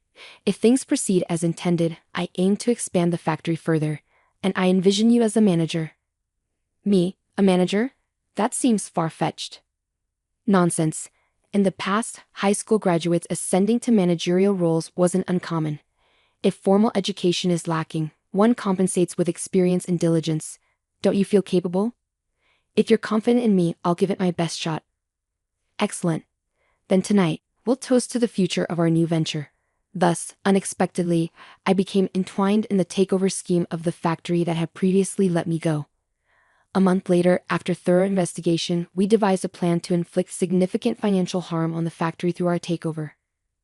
Well, Mr. Smith. Long time no see. Oh, we have a prior acquaintance? It's possible you wouldn't recall a former high school graduate employee. Ah, Jason Miller. You were terminated under the mistaken assumption of having ties to the mafia. Well, that's not entirely accurate. No worries. It led me to secure a favorable position at my current company. I harbor no ill will. Instead, I come bearing a lucrative proposal. A proposition? You mean you wish to engage in business with us? Precisely. Your products boast exceptional quality, a fact I can attest to from my years of service here. Hence, I propose a contract valued at $5 million. $5 million? Indeed. I request the delivery of goods totaling that amount within a fortnight. Upon confirmation of delivery, the $5 million will be transferred. That's quite generous. So shall we proceed with this contract? Of course, I said as I placed the contract on the table, urging him to sign without perusing its contents. He was elated by the mention of $5 million and hastily affixed his signature. Foreseeing the manager's lack of attention to detail, I had expected as much. Yet it still amused me to witness the behavior of a company manager. With the contract signed, he spurred the employees into action, driving them relentlessly and demanding they work without respite. Production surged forward, but when it came time for delivery, complications arose. No delivery company would take on the task, likely due to interference from the Greenwood. In desperation, Smith himself sought out carriers, only for a truck from the Greenwood to conveniently appear. Despite loading the goods and dispatching numerous trucks, delays ensued, with vehicles encountering various issues along the journey. Ultimately, the deadline passed without the goods arriving. I promptly contacted Smith and returned to the factory. The goods didn't arrive by the deadline. Our company has incurred significant losses, I informed him. This is a breach of contract, he protested. No, we fulfilled our end of the agreement. It clearly stipulates in the contract that failure to deliver results in a $5 million payment, I countered. That's preposterous. I wasn't aware of such a clause, he retorted. Mr. Smith, whether you were aware or not, it's clearly outlined here. Claiming ignorance won't absolve you of your responsibilities, I asserted. Impossible. My company doesn't possess $5 million. Then it appears we'll have to acquire this factory. This factory, it's clearly stated here. Even if the mishap occurred due to the carrier's fault, your company assumes full liability. You've signed the agreement, haven't you? Hold on, this is outrageous. Without the factory, it will spell disaster. Indeed, it appears so. No longer will anyone be able to settle the personal debts you've accumulated. How did you become aware of that? That's not all. It's likely your wife will depart as well. It seems she wedded you solely for your wealth. You were aware of all this and orchestrated this contract, he accused. It's not just me who harbors resentment towards you. That's why this course of action was taken. Now, the factory belongs to our company. Pack your belongings and depart, I instructed sternly. Unbelievable. With all my debts, he lamented, sinking into despair. Following his expulsion from the factory, he sought solace with his wife, imploring her assistance in clearing his debts. However, accustomed to a life of luxury, she chose to sever ties with the now destitute manager. Slamming divorce papers onto the table, she callously demanded compensation, further plunging him into insurmountable debt, leaving him in a state of profound suffering. Upon reporting the entire ordeal to the boss, he expressed satisfaction and commended my actions. Henceforth, he'll find no employment with any reputable company. He'll come to truly understand the consequences of betrayal. Yes, may he face torment in the depths of hell, I concurred. Presently, you're the manager of this factory. Will you endeavor to expand the company for the benefit of the employees and yourself? My colleague inquired. No. That's not my primary motivation. I didn't undertake this for personal gain. I did it for the sake of my daughter, you, and all the hardworking employees at this factory. It's imperative that we prioritize the happiness of our employees, I clarified. Understood, sir. We'll ensure the employees' well-being, they affirmed. With that result, I resumed my role as the factory's manager, greeted warmly by my former colleagues. Thank you all for remaining steadfast. Together, let's strive to enhance the factory and ensure every employee receives fair compensation. This factory belongs to all of us, I proclaimed during my inaugural address. My colleagues erupted into cheers, welcoming me back wholeheartedly. Greetings, I'm Mabel, and I've recently turned 30. A substantial inheritance came my way, unveiling the unsightly aspects of my husband. Today, I'm eager to share this tale and how, unintentionally, I found retribution against two individuals simultaneously. Let me commence by delving a bit into my background. I grew up distanced from my grandparents, yet our bond remained strong. Every 3 to 4 months they would visit, showering me with affection. My grandmother was particularly fond of me, and her passing when I was 17 left me devastated. Choosing a college in her state allowed me to stay close to her. It was there that I met Toby, my ex-husband, during our junior year. Our relationship flourished, and we got engaged after graduation. While waiting for financial stability to tie the knot, Toby moved in with me. Though our relationship was solid, his sister Julia became a constant source of strife. Despite living in another state, she maintained an unhealthy obsession with Toby, harboring resentment towards me. However, I tolerated her antics due to her bringing over her daughter, Viola, whom I adored. 3 years into our engagement, Toby and I decided it was time to marry. The celebration was joyous until, 4 years into marriage, 2 significant events unfolded. Firstly, my beloved grandmother passed away, leaving me heartbroken and inheriting a substantial fortune. Secondly, Julia and her family returned to town, causing Toby's attention to shift. He spent most of his time at Julia's, and when at home, Julia became a frequent visitor. The only solace was spending time with Viola. I was still grappling with the grief over my grandmother's passing, and Toby seemed increasingly distant. Attempts to discuss my feelings with him proved futile until one rare evening when he returned home alone after work. "Hey, sweetie, how was your day?" I inquired, seizing the opportunity. "It was pretty good. What about you?" Toby replied, his nonchalant demeanor evident. "I've noticed you've been visiting Julia quite often. What's going on?" I ventured. "We're really close, and I miss her. I just feel better around her," he explained. Sensing an opening for a deeper conversation, I probed further. "Do you want to know what we talked about?" I asked, hoping for a connection. "Yeah, sure. Tell me," he responded. I mentioned our plan to buy a house, and Julia was curious about how we could afford it. I shared about your inheritance, and she thinks it would be a great investment for us, Toby revealed. Interrupting him, I stated firmly, "I never agreed to that." "Listen, Julia thinks it's a wise move. We'd be well settled for the rest of our lives," Toby argued, seemingly more focused on the financial benefits. "I have other ideas for my money, things that could benefit both of us in the long run," I asserted. Tension escalated as Toby insisted. "I want to invest in a house. We should do it together." "I don't want to spend all my money on one thing. I get to decide how to use it," I defended my stance. Toby issued an ultimatum. "Either invest our money in something for both of us, or I'm leaving." Perplexed, I questioned, "Where would you go? Are you okay with leaving me over money?" "You're the one making it about money." "I thought you loved me and wanted a future together," he retorted. Realizing the disconnect, I held my ground. "I'm keeping my money, and I decide how to spend it. But if you're leaving over this, it's your choice." Toby distanced himself after our confrontation, spending even more time at Julia's. She stopped visiting, except to drop Viola off. Something felt off, and I knew I had to stand my ground. Every time Julia needed me to babysit Viola, I attempted to have a conversation with Toby about what was bothering him. Despite my multiple inquiries, he consistently brushed me off, claiming that nothing was wrong. Eventually, I gave up, deciding to wait until he was ready to open up. However, the situation took an unexpected turn when Julia dropped Viola off at my place one day for me to babysit. "Hey, Viola, how's my favorite niece doing?" I greeted her. "I'm your only niece, but I hope I'll always be your favorite," she replied.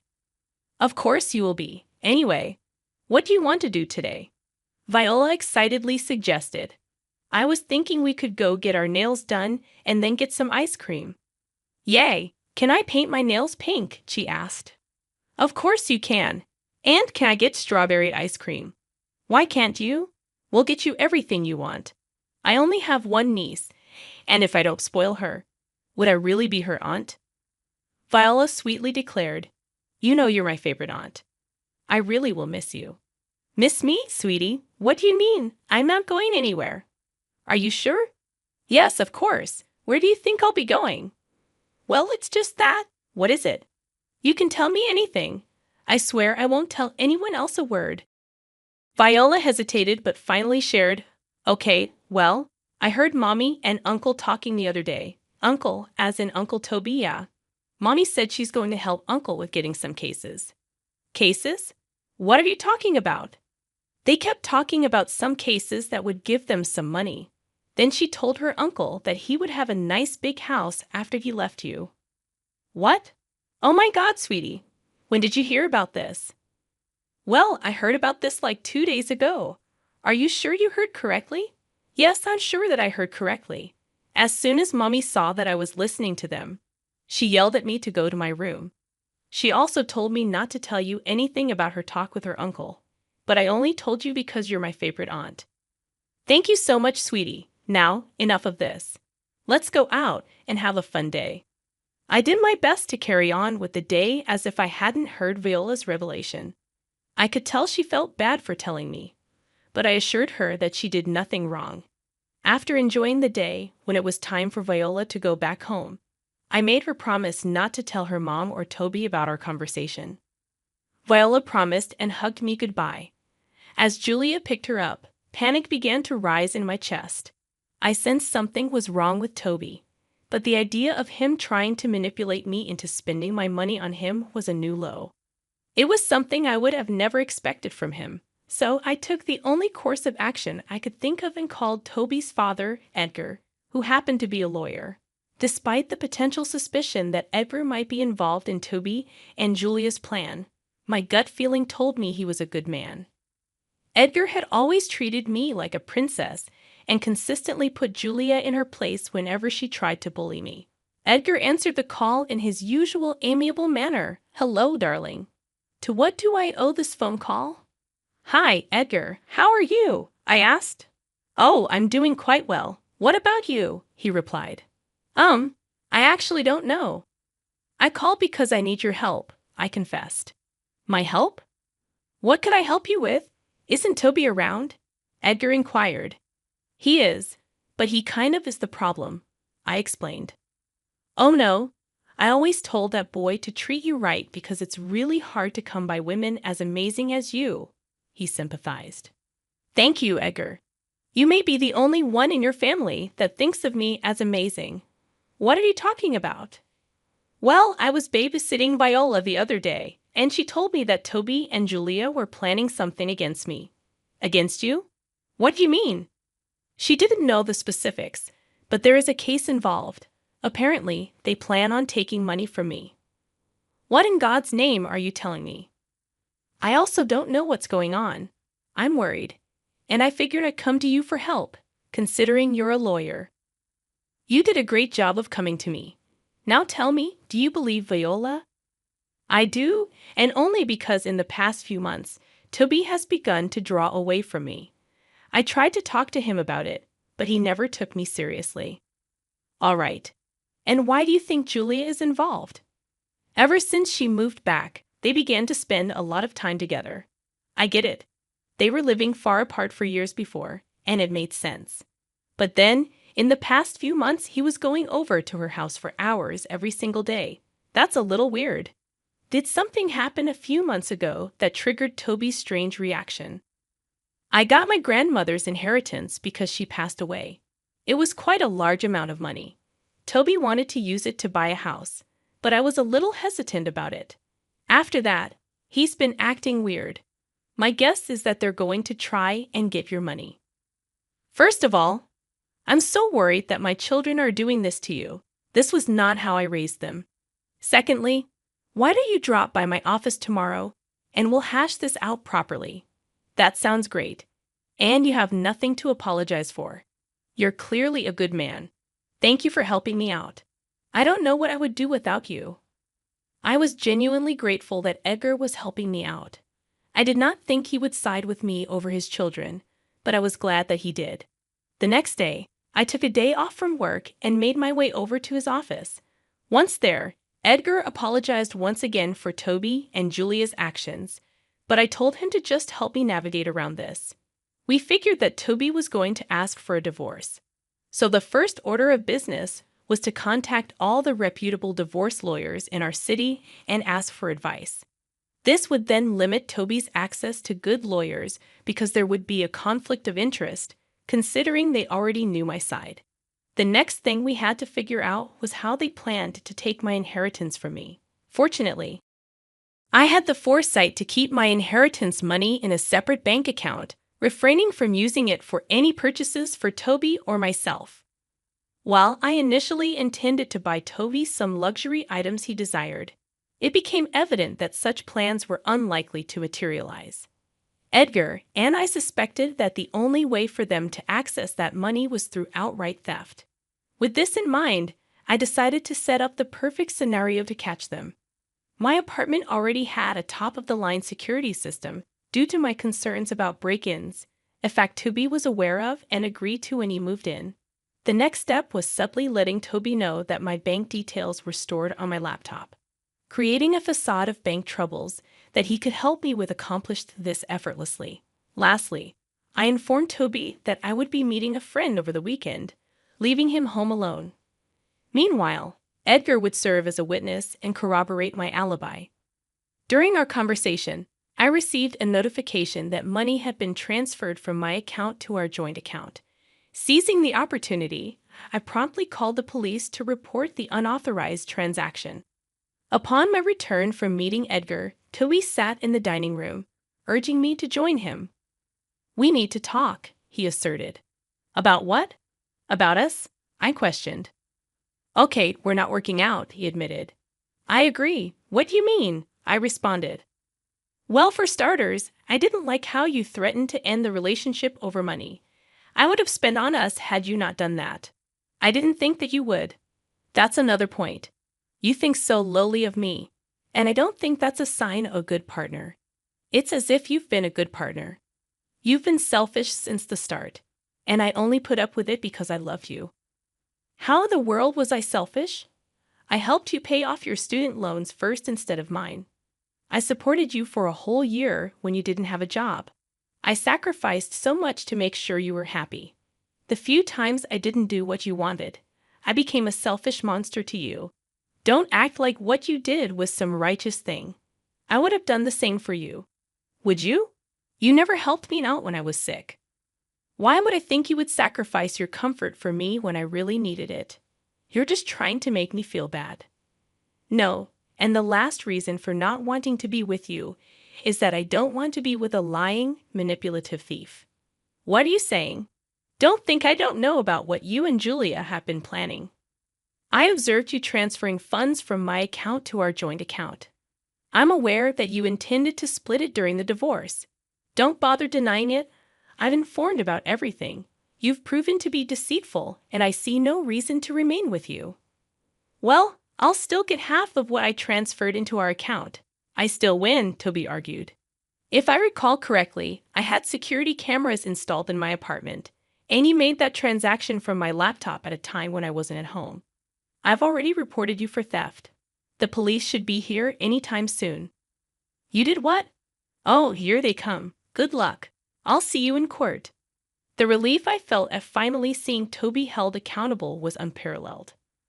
The subsequent weeks were filled with courtroom sessions and evidence reviews.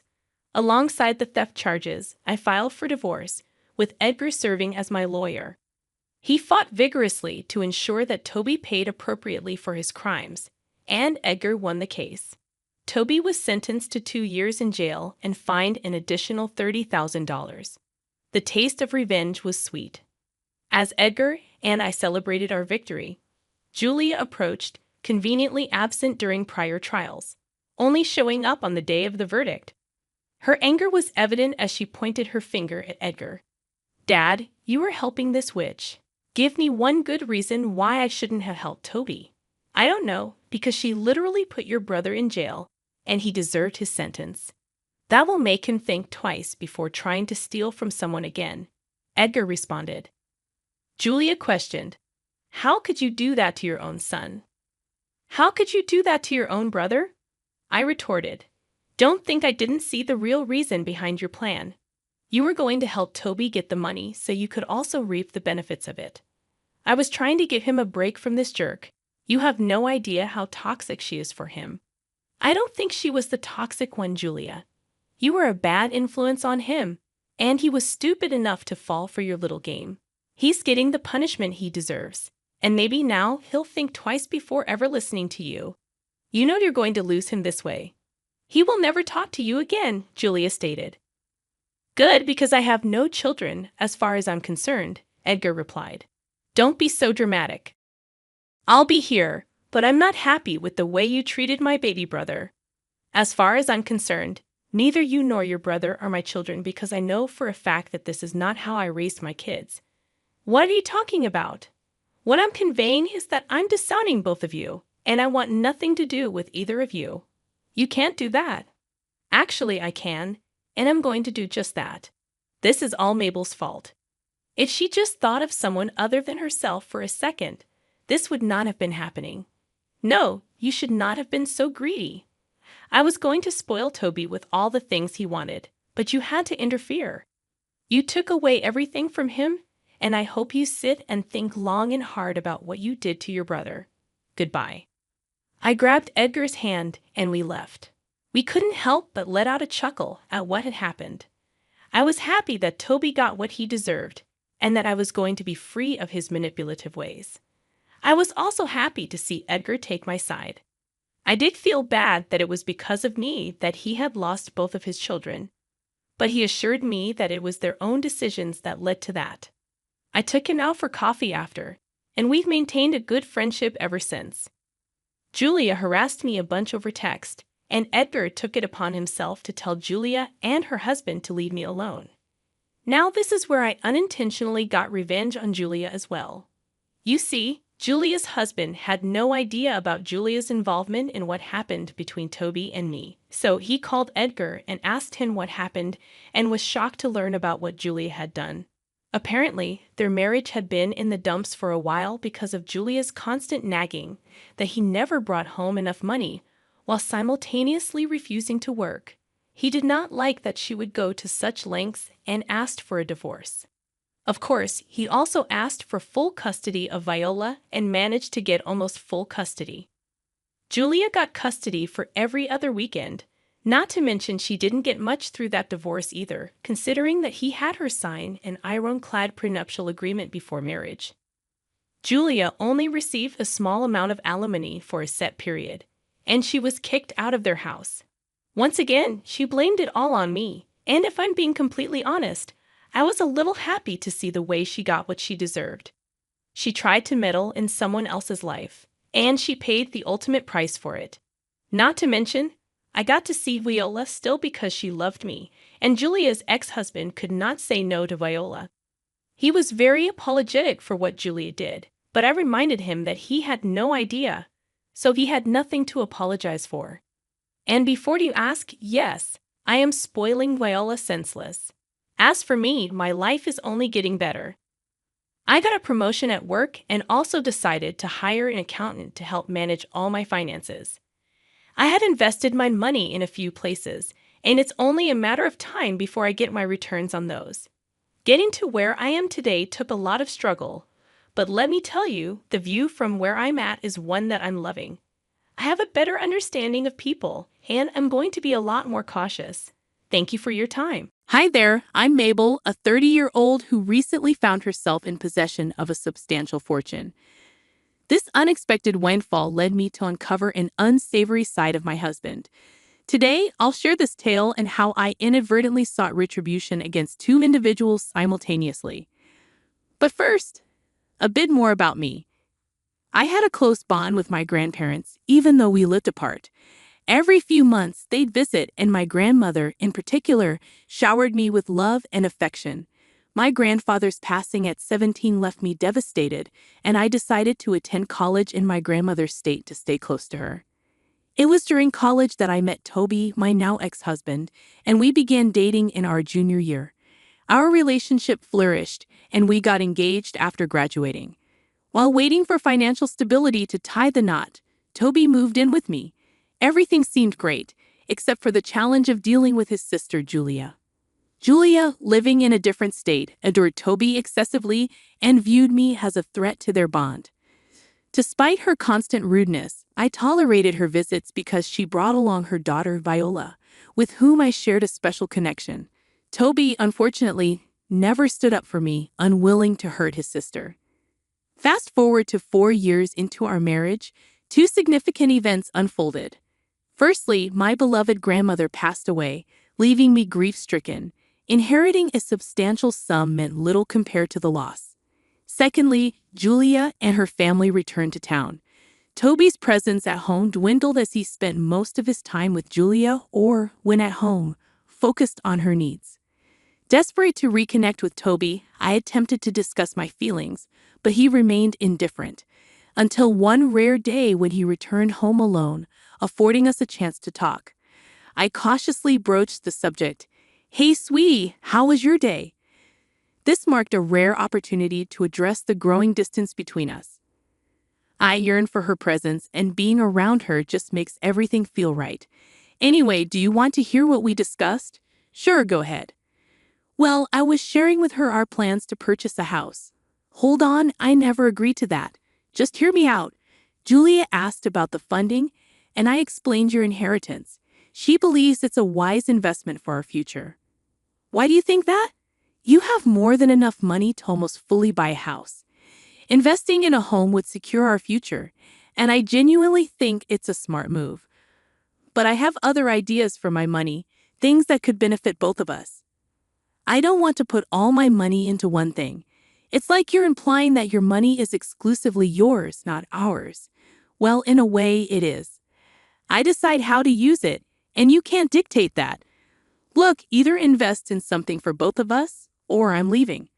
"Leave? Where would you go?" "You're practically begging me to use my money for a house. If you choose to leave, it's your loss. So you're fine with me leaving because you want to keep your money to yourself." Don't twist my words.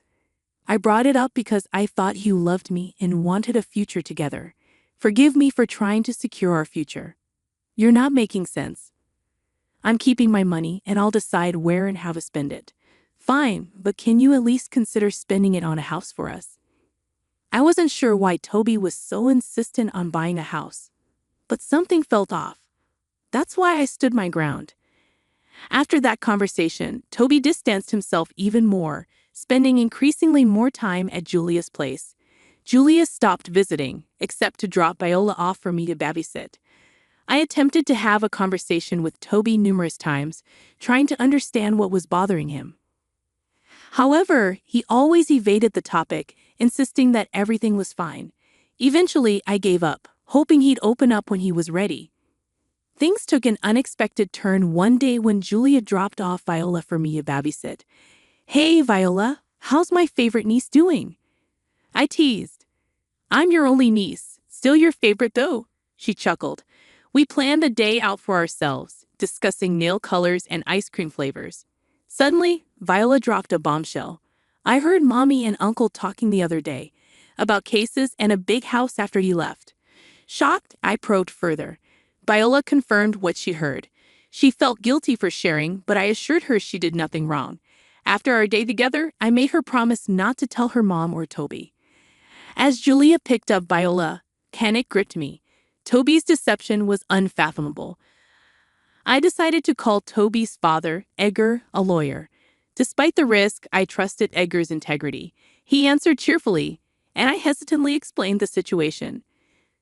"Hi, Edgar. How are you?" I began. After exchanging pleasantries, I confessed my concerns about Toby's behavior. Despite Toby's presence being the issue, I sensed Edgar could help. His response, however, left me anxious. "I consistently urged Toby to treat you right because women as remarkable as you are hard to come by." "Thank you, Edgar. You might be the only one in your family who sees me that way." I expressed my gratitude. "What are you talking about?" he inquired. I recounted babysitting Viola, who disclosed that Toby and Julia were plotting something against me. Edgar was taken aback, seeking clarification. Viola didn't know the specifics, but there was mention of a case and plans to take money from me. Stunned, Edgar asked, "What in God's name are you telling me?" "I also don't know what's going on. I'm worried, and I thought I'd come to you for help, considering you're a lawyer." "Good job coming to me. Do you believe Viola?" he asked. "I do, especially because Toby has distanced himself from me in the past few months. I tried talking to him, but he never took me seriously." "Why do you think Julia is involved?" "Ever since she moved back, they've been spending a lot of time together. I get that they were apart for years, but recently, Toby's been at her house for hours every day. It's a bit odd. Something must have happened a few months ago that triggered Toby's strange behavior." "Ah, what happened a few months ago?" "I received my grandmother's inheritance after her passing, a substantial amount. Toby wanted to use it to buy a house, but I was hesitant. Since then, he's been acting strange. My guess is they're planning to get their hands on my money."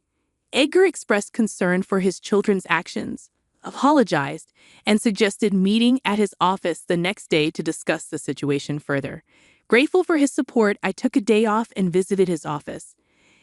Edgar apologized once again, but I insisted on focusing on finding a resolution.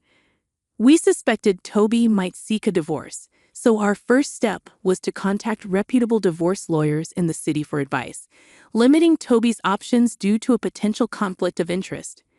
The next challenge was unraveling their plan to take my inheritance. Thankfully, Edgar was by my side, offering guidance and support. I had the foresight to keep my inheritance money in a separate bank account, never using it for Toby or myself.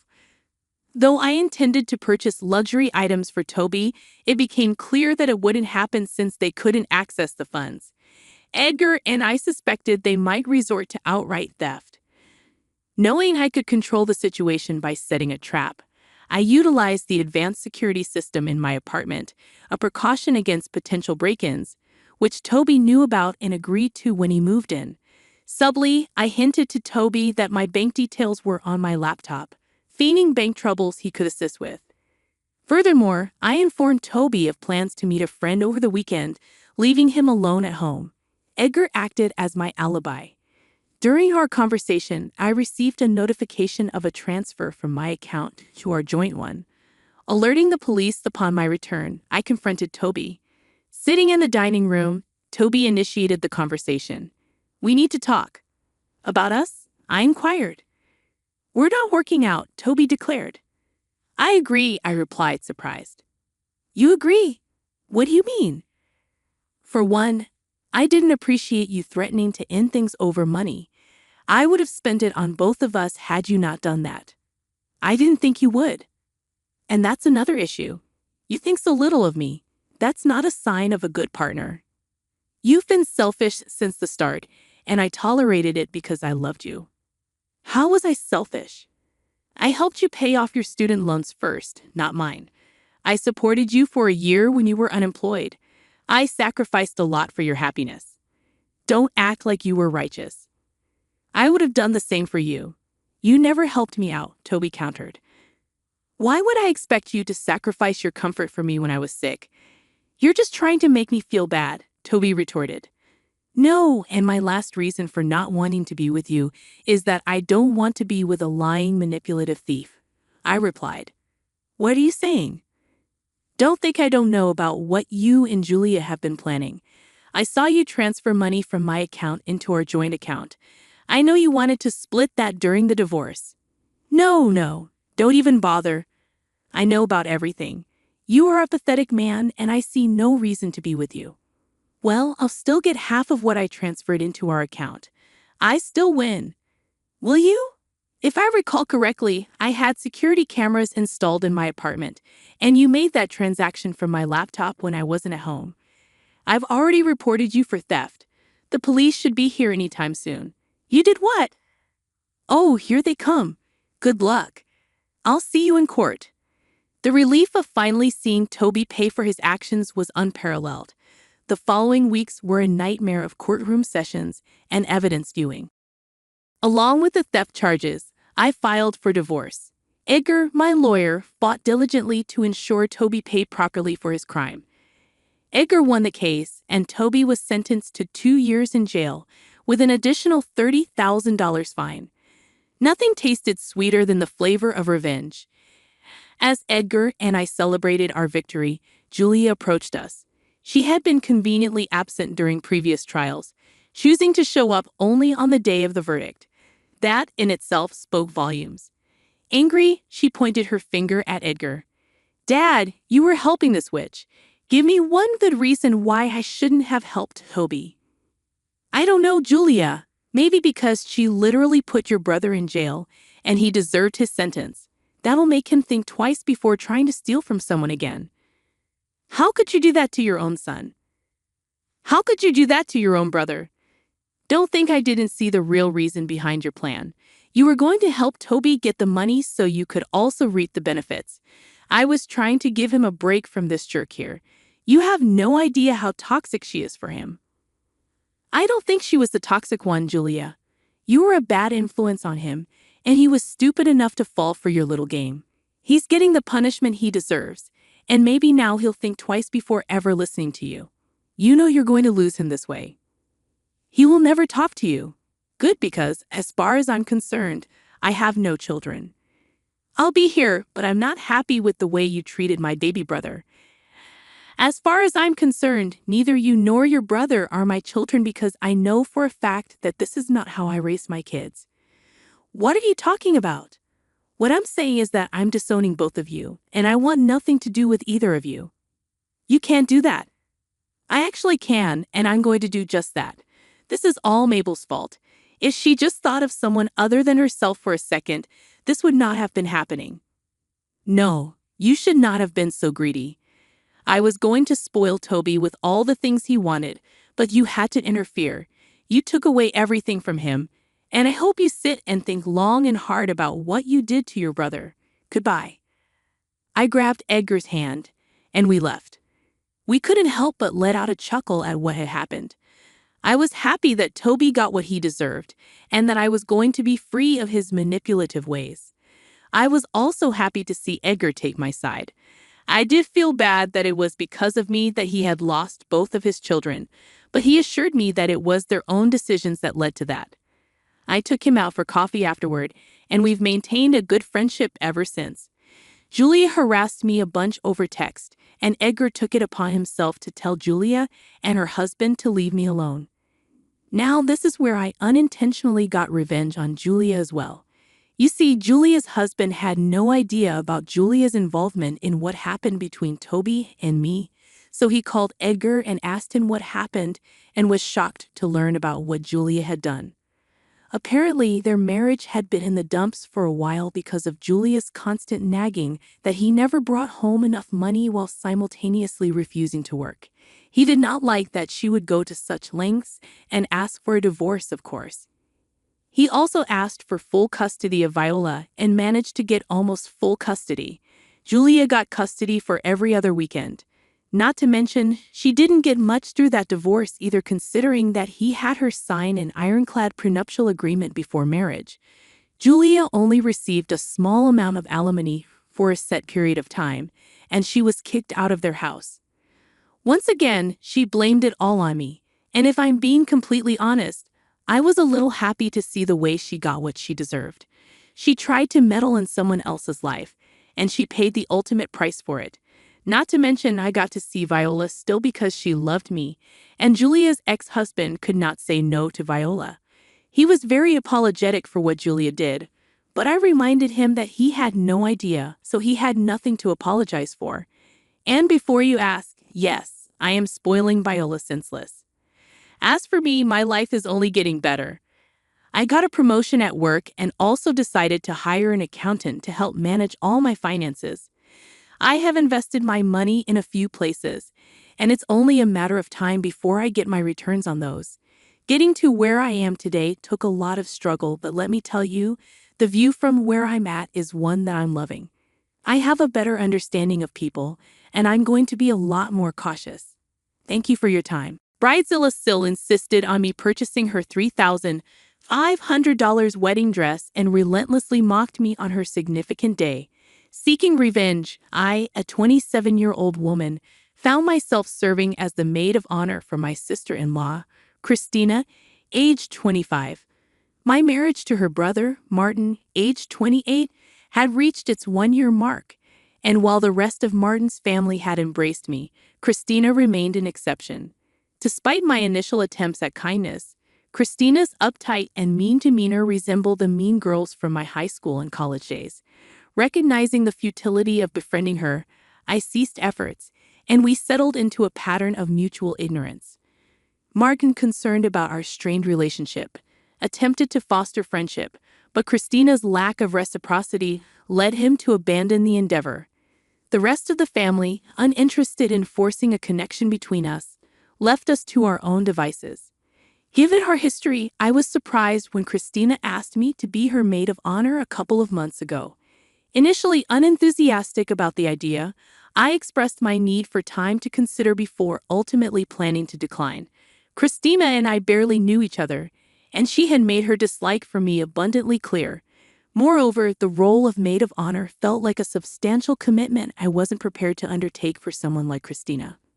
Despite my inclination to decline, I consulted Martin before making a final decision. He suggested that being Christina's maid of honor could be an opportunity for us to spend time together and possibly improve our relationship. Skeptical but swayed by Martin's reasoning, I reluctantly agreed, believing that Christina's invitation might signal a tentative gesture of friendship. The decision, however, came after extensive deliberation. I took a chance and agreed to be her maid of honor, only to regret it within a few weeks. Initially, she displayed a surprisingly pleasant demeanor, a welcome departure from her usual cold and gloomy behavior towards me. We had a great time planning and going out for brunch together. However, the situation took a turn when she asked me to purchase her wedding dress, a stunning but pricey $3,500 gown. Despite her mother's generous offer to let her wear a beautiful wedding dress from her own nuptials, altered to fit her perfectly, my sister-in-law insisted on the expensive dress that exceeded her budget. She explained that her current salary couldn't cover the cost, but she was determined to have that specific dress. Desperate, she appealed to me for financial assistance, knowing that my income surpassed hers. She couldn't turn to her parents or her fiancé, who both had valid reasons for not funding the extravagant purchase. Since I was her maid of honor and perceived as the designated rich relative, she felt it easier to approach me. As an investment banker, my income indeed exceeded most of her family members, but the reality remained that we weren't blood relatives. Feeling cornered, I tried to offer excuses, but her insistence wore me down. Reluctantly, I agreed to buy the dress on the condition that she reimbursed me in full afterward. Thankfully, I had the entire conversation recorded in text messages, where she acknowledged her commitment to repay the full amount. Now, armed with this information, I could use it against her. I had purchased the dress, and she was ecstatic. Her kindness towards me surpassed even her treatment of the other bridesmaids, who were her close friends. It felt rewarding for a couple of months until the wedding day when she reverted to her old self in a particularly hurtful manner. On the day of the ceremony, she not only resumed her cold behavior but took it a step further by openly mocking and humiliating me in front of her friends and other guests. While the ceremony went smoothly due to minimal interaction, she began distancing herself from me early in the morning of her wedding. During the event, she reluctantly included me in socializing, but used the opportunity to make mean-spirited jokes at my expense, making both the guests and me uncomfortable. Her cruelty knew no bounds as she ridiculed everything from my appearance to my personality, targeting my weight, nose, social anxiety, and even my perfectionism. The unwarranted and senseless nature of her actions baffled me, especially considering the positive rapport we had established leading up to her wedding. I had almost believed we were friends. Unable to endure the humiliation any longer, I confronted her privately, questioning the sudden change in her behavior. She dismissed my concerns, claiming I was being oversensitive and insisting that she wasn't making fun of me. It was merely her sense of humor. Frustrated, I expressed my discomfort with her so-called humor, but she brushed it off, suggesting that if I couldn't handle it, I shouldn't be friends with her. Left standing in shock at her callousness, I eventually lost my temper and did something perhaps ill-advised. Positioned not far from the stage and noticing the band still setting up, I seized the moment. Walking onto the stage, where the microphones were not yet in use, I delivered a speech, a decision I would come to regret. As all eyes turned toward me, I had everyone's attention. I began my impromptu speech by recounting how Christina had asked me to be her maid of honor a couple of months ago. My husband and I naively thought it could be an opportunity for us to finally bond with her.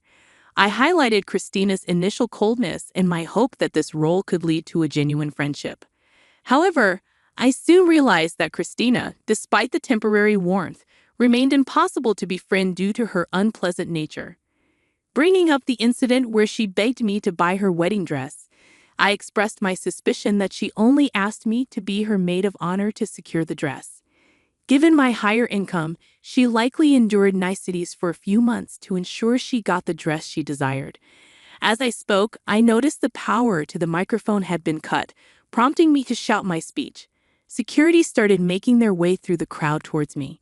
Taking advantage of the moment, I revealed the damning texts on my phone, labeling Christina as tacky, ungrateful, and, fittingly, badzilla.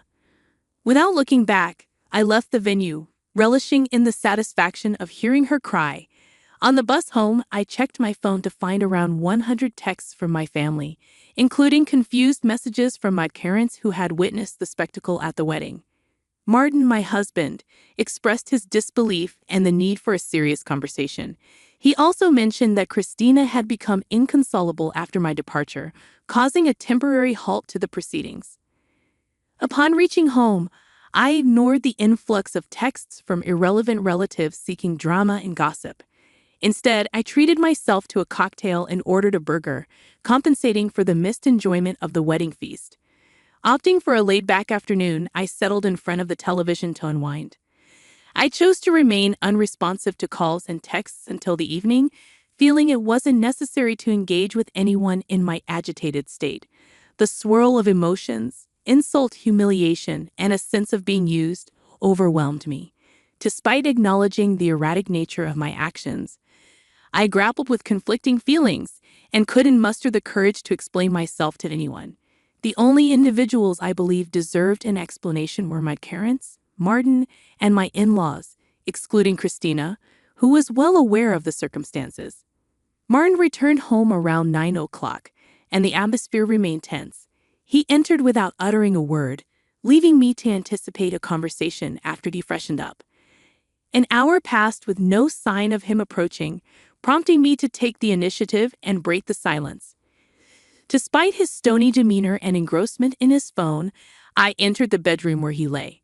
Drawing inspiration from my unfiltered approach at the wedding, I began explaining how Christina had insulted me throughout the morning. I recounted how I had given her an opportunity to apologize or reassure me that the mockery wouldn't continue for the sake of garnering laughs from her guests. Expressing my discomfort with the humiliation, I was met with Christina dismissing my concerns, stating that I was making a fuss over nothing. This response infuriated me, particularly since I had voluntarily bought her the dress, expecting at least a modicum of gratitude. Instead, she acted as if I were overreacting, fueling my anger. Unable to contain my frustration, I disclosed this information to her guests, essentially mirroring her behavior, albeit with the advantage of the microphone. Despite believing this explanation would suffice for Martin, he remained silent, continuing to ignore me. Once again, I lost my composure and insisted that Martin talk to me. Finally meeting my gaze, he acknowledged my feelings of humiliation but firmly asserted that it didn't justify ruining Christina's wedding day. He emphasized the broader impact on his family's reputation and urged me to consider the consequences of my impulsive actions. According to him, my behavior was unacceptable, and my reaction, regardless of Christina's actions, was deemed worse. Martin contended that I had better alternatives to address the situation but had chosen an unhinged path for petty revenge. He explained that until I apologized, especially to Christina and his family, he couldn't engage with me in the same way. Despite finding it ludicrous, he expected me to apologize to Christina, placing the blame on her for initiating the conflict. This led to a heated argument where I declared my refusal to apologize to anyone except Martin and his parents, insisting that Christina was the one at fault. The impasse has persisted for a couple of days, leaving us in a state of silence. Reflecting on the situation, I grapple with the possibility that I may not be entirely in the right. While I adamantly refuse to apologize to Christina, I'm starting to acknowledge Martin's point about handling things more reasonably in my anger. It's a conflicting and confusing situation, and I'm uncertain about how to navigate the aftermath of delivering a harsh speech at my sister-in-law's wedding and making her cry. Update 1. Some of you have inquired about whether Christina reached out to me post the wedding debacle. To clarify, no, she hasn't, and neither have my in-laws. I want to make it clear that I don't understand why Christina dislikes me. Contrary to popular belief, we hadn't met before I started dating Martin, so there's no history that could explain her intense dislike. I'd like to emphasize that I wish nobody judges Martin and my in-laws solely based on this incident. They are genuinely wonderful people who have always treated me well. Despite the current rough patch, they've been loving, especially Martin, who is standing up for his family. I haven't decided whether his actions are right or wrong, but he's not being cruel or harsh. This disagreement won't break us, so please refrain from suggesting divorce. Thank you. Update 2. It's been a challenging week since the wedding. Martin and I didn't speak for the entire week, but today I decided it was time to address the situation.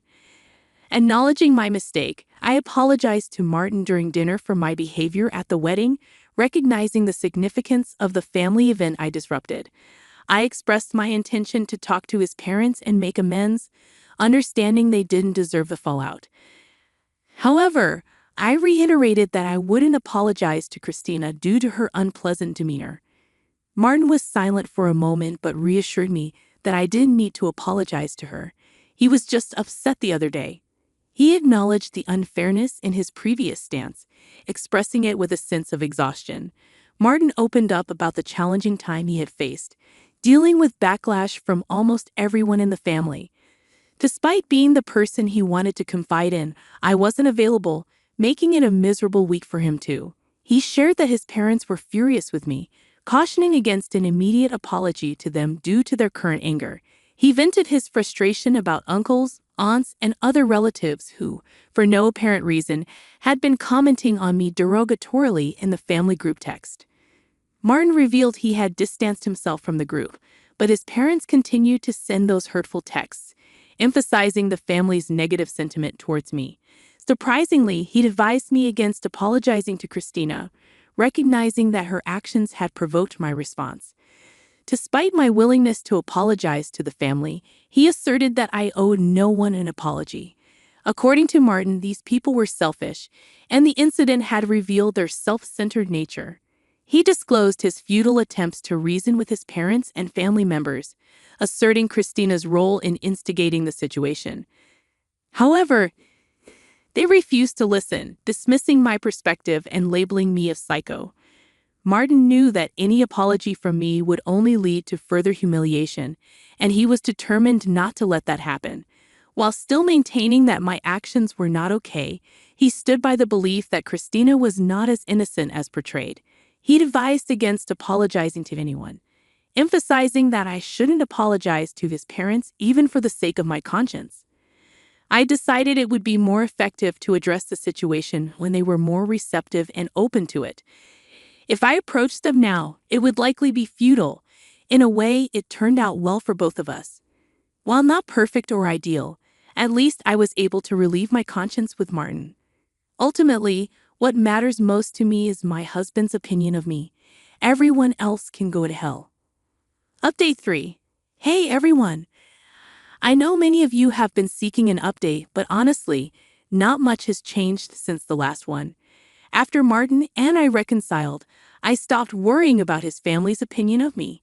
Martin received a promotion at work, so we decided to take a vacation to de-stress. Regarding my own parents, I explained the situation, and they were okay with it. They're just happy that Martin and I are getting along. Christina and her parents haven't reached out, and I believe it's for the best. My in-laws chose their daughter's side, and I respect their personal choice without holding it against them. Update 4. It's been a month since my last update, and today I received a refund from Christina. It was surprising because I had almost forgotten about her and the wedding debacle. She texted me revealing the real reason behind her dislike. It turned out to be as trivial as I expected. Her friend had a crush on Martin, and when he introduced me to the family, her friend got heartbroken. Christina blamed me for it. I don't see how any of this is my fault, but Christina needed a reason to dislike me, and she picked that. Now that I know the reason, which seems quite silly, I'd rather not have known it all. I shared this revelation with Martin, who mentioned he always had a hunch, but never saw her friend as anything more than his little sister's best friend. Even if I hadn't been in the picture, they wouldn't have gotten together. Anyway, it's over now, and I don't have to talk to Christina ever again. Guess what it's like to travel abroad with my husband's money, my sister-in-law Betty boasted. I wonder how it feels to rely not only on your parents but also on your brother, she added, sounding a bit rude. I felt really angry at her boldness. Well, you're not any better. You stay at home all day but still hire a maid and don't do any chores, I snapped back. That's enough, both of you stop it. My father interrupted as our argument started to get out of hand. He calmed me down with a gentle look and then turned to Betty. It seems like you both can't enjoy your trip with us here. We'll head back home. Sorry for disturbing, he said politely. My name is Lisa.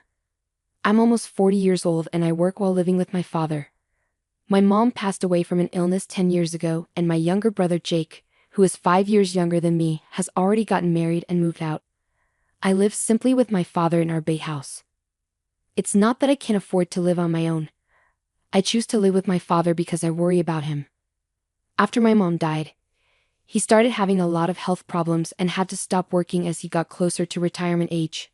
His health got worse to the point where he wouldn't eat for days unless reminded and would be stuck in bed for almost 2 weeks if he got sick. I couldn't leave my dad alone in that condition. At that time, my brother Jake was already working as a lawyer and was engaged to be married. Jake and his fiancée were planning to build a new home near ours, so it was obvious that I would continue living with my father. Jake is very talented compared to me. I never expected his wife to be so difficult. Jake's wife, Betty, stopped working as soon as they got married and became a homemaker. She doesn't do any chores herself and relies on a hired butler. Her days mostly involve fancy lunches and shopping at expensive stores.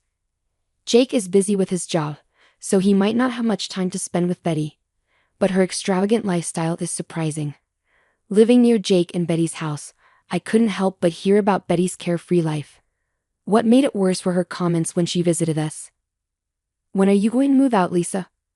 Aren't you embarrassed to still live at home at your age? She teased me. I often bit my tongue and just smiled vaguely, not wanting to hear such words from a woman who doesn't do any housework and just enjoys herself. I wish she wouldn't come over at all, I thought to myself. But my father felt sorry for Betty, thinking Jake might be too busy and she might feel lonely. He didn't push her away. Instead, he often invited her to have dinner with us. I wish Jake and my father could understand how much Betty's behavior was affecting me emotionally. But when I saw my father, unaffected by Betty's bold attitude, happily eating dinner with her, I couldn't help but feel like as long as he was happy, that was all that mattered. Why did Jake marry someone like her? I often wondered about it, but I figured there must be qualities in Betty that only Jake could appreciate. I chose to ignore Betty's rude comments and quietly continued eating. That day, like usual, my father invited Betty to join us for dinner. Jake had been really busy with work lately, and Betty usually just helped herself to food prepared by the housekeeper. Maybe feeling sorry for Betty, my father decided to buy some fancy ingredients and suggested that the three of us have a nice meal together. I wasn't very excited about it, but since my father insisted, I didn't have much of a choice. I went to the supermarket in town and bought some ingredients, then managed to make some dishes I'd never tried before. My father, who hadn't been eating much lately, was really happy and joked, saying, "I'm extra hungry today." Betty showed up quite a bit later than we agreed and plopped down in a dining chair without even saying hello properly. The dishes I'd made were all laid out in front of her. "Now that we're all here, let's dig in," my father said cheerfully, but Betty didn't seem happy. She pushed the food around with her fork, let out a big sigh, and said, "Do you really expect me to eat something that looks this unappetizing?" Betty shot me a disdainful look as she glanced at the dishes. I stared back at her, then turned to my father in surprise. He also seemed taken aback, his mouth hanging open as he looked at Betty. "Well, it might not be as fancy as what your housekeeper prepares, but Lisa made all of this herself. Can't you show a bit more respect?" My father responded sternly. Betty immediately frowned. "I never said I wanted to eat with you guys. I'm just trying to create some memories here, and you serve me something that looks so unappealing. Can't you think about how I feel?" "What do you mean by making memories?" I muttered under my breath, but Betty caught on quickly. She looked down at me and my father, smirked, and said something shocking. "Well, your father won't be around for much longer, will he? I'm the devoted daughter-in-law keeping him company." So, I was expecting a sizable inheritance. At that moment, both my father and I were stunned into silence. The room fell quiet. Could this really be the woman that the smart Jake chose to marry? Talking about inheritance before someone has even passed away. There's something really wrong with that. "You're going to live for many more years." Before I knew it, I was shouting. Even Betty, who had been grumpily playing with her food, stopped when she saw me venting my anger. "Don't talk about inheritance to my dad.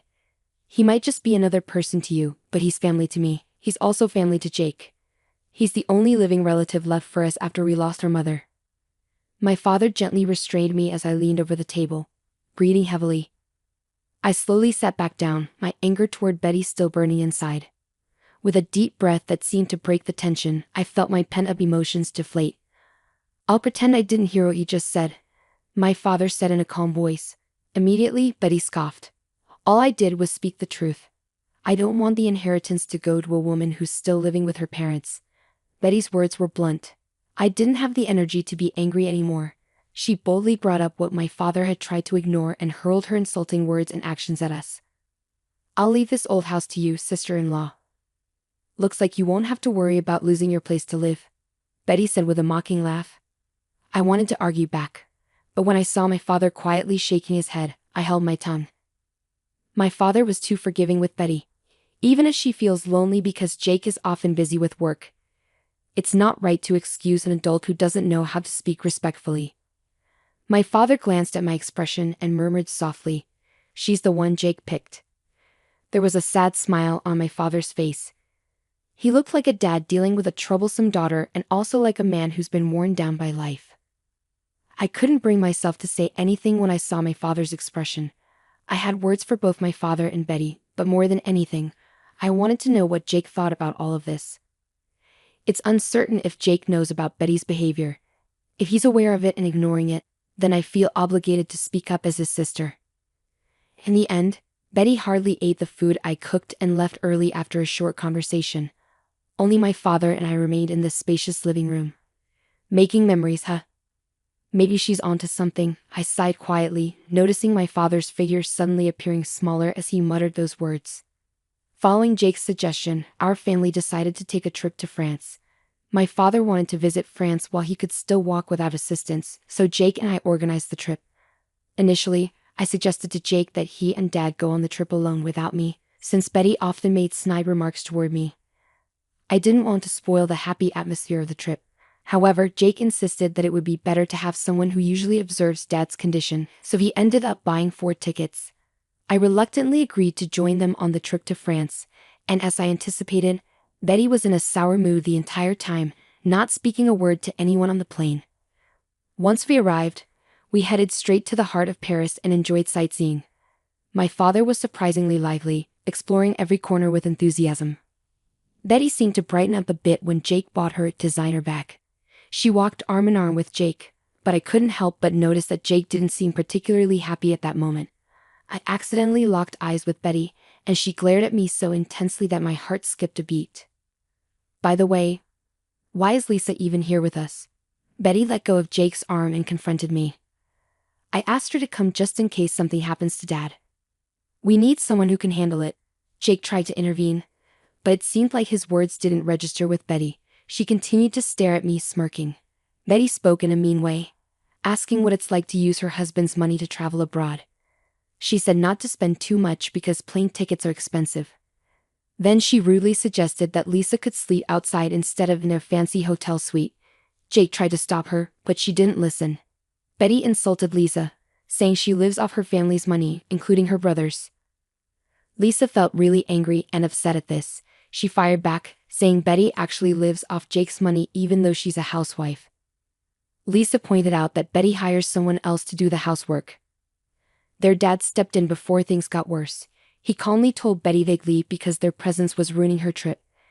He apologized to Lisa and asked her to check the bus schedule to the airport. Betty looked pleased. But Jake seemed worried. Jake suddenly realized that they would be left without anyone to help them once their parents left. He desperately tried to stop them from leaving, but their dad remained firm in his decision. He asked Lisa to check the bus schedule to the airport and promptly headed in that direction. Lisa had to follow her dad while keeping an eye on her brother and his wife. As they walked away, Jake shouted that they would be fine without their parents, disrespectfully calling them old man and old lady. Lisa felt upset at Betty for calling their dad old, but she didn't dwell on it. She hurried after her dad, listening to Jake's distressed cries and Betty's insults directed at him. Eventually, Jake burst into the cafe near the airport where they were having tea, looking frantic and sweaty. He rushed to their table and bowed his head in a flurry of panic. "I'm really sorry for what happened earlier. I'll make a proper apology later, but right now, I need your help with Betty," Jake said earnestly, bowing deeply. Dad and I exchanged surprised looks. "What happened to Betty?" I asked on behalf of Dad, prompting Jake to explain what happened after we left. Jake and Betty took a taxi to the hotel after we left on the bus to the airport. However, they encountered a problem once they were in the taxi. They couldn't communicate well with the driver because neither of them spoke French, and the driver didn't speak English. Despite the driver asking them something, they couldn't understand and ended up getting out of the taxi without realizing Betty was still inside. Jake expressed concern that he couldn't reach Betty on the phone and worried she might have been mugged or faced some other trouble after being left by the taxi. Realizing he needed help and feeling overwhelmed by the situation due to his lack of understanding of French, Jake turned to us for assistance. I reassured him that both my father and I are fluent in French. Despite Betty thinking of my father as incapable due to his age, he used to be a French teacher and I currently teach French. This trip to France was planned by Jake as a way for my father to reminisce about his youth. Upon arriving in France, my father seemed revitalized by memories of his time studying abroad. Since I also had experience studying in France during my student days, after parting ways with my brother and his wife, we shared stories about our time in France. My father listened intently, eventually nodding in understanding. "Let's head back to the city center. I'm guessing the taxi that dropped you off might be waiting for its next passenger there," my father suggested. Following my father's advice, we swiftly prepared ourselves and embarked on a mission to locate Betty, who had been left behind somewhere. My father and I decided to split up and search for the taxi that had dropped off my brother and his wife when they returned to the city center. It's common for taxi drivers in the area to speak French fluently without needing to use English. Before I could reach them, my father managed to find the taxi that had taken Jake and Betty, leading us to the spot where Betty was supposed to have been dropped off. Thankfully, Betty was there, safe but looking weary. However, upon her arrival, it became evident that she had been robbed. All her bags and belongings were missing, leaving her with nothing. When Betty spotted Jake's face, tears started to form in her eyes, but she quickly put on a frown upon seeing us. "Why are they here, Betty?" Jake asked, clearly annoyed, and let out a heavy sigh. "If it wasn't for them, you'd have been stranded here with nothing, Betty. You should be thankful," Jake scolded her. Betty looked uncertain. "What do you mean?" "Without them, our trip would have been a mess. We can't speak French, so that's why we're in this situation." "But they're different. They're both French teachers, much better at it than I am," Jake clarified. Betty seemed uneasy, glancing over at us. A troubling thought crossed my mind, and I quietly told Betty, "If we hadn't found you, you might have had to sleep on the streets here." Betty clenched her lip in frustration. "And besides, Jake and I split the expenses for the trip equally. So how can you say it's all funded by an old lady living off her parents' money?" With that, Betty began to tremble. "It's your father's money anyway, right?" In response to Betty's argument, my father gently shook his head. "I didn't do anything, Lisa. Jake and Betty are doing well on their own. They're my pride and joy." Just as I felt Betty's glare bore into me, she fell silent, refusing to say a single word of thanks despite being helped. I had a lot I wanted to say to her, but my father's whispered advice to take it easy made me restrain myself and stay quiet. This must have been a very embarrassing moment for Betty. She probably never expected to be rescued by someone she had looked down upon. Even Jake seemed tired of Betty's stubborn hostility towards us, his frustration evident on his face. "Well, now that everything's sorted out, shall we continue our sightseeing? Let's go to a restaurant I used to love when I was studying here," my father suggested cheerfully. With my father's optimistic suggestion, our family was united once again. We had a fantastic time in France, ignoring Betty's gloominess and fully enjoying our trip. When we returned to the States, Jake kept apologizing to us and surprisingly decided to divorce Betty. I was shocked and asked him why they had married in the first place. It turned out Betty had lied about being pregnant and pressured Jake into marrying her. After they got married, it became clear that she wasn't pregnant at all. Jake had hesitated to divorce her earlier because of his public image, but he couldn't tolerate Betty's disrespect towards my father and me anymore. After the divorce, Betty was forced out of their home and couldn't continue living as a housewife. Without a maid to help with household chores, she faced difficulties. Additionally, she lost half of her assets due to a pickpocket incident during our trip to France. She must be working hard now to make ends meet. Meanwhile, my father became noticeably happier and more lively, reminiscing about his youth in France during our trip. I decided to quit my teaching job and started a French language school at home. I hope to renovate it soon and have my father join me as a French teacher. Our family's dreams are growing, and we're excited about the future. Karen's dad is really wealthy. When he dies, Karen will get a lot of money. I think she might get around $100 million. Isn't that amazing? I'm so excited. When Karen gets her money, I hope she'll take me on a vacation. That would be so nice.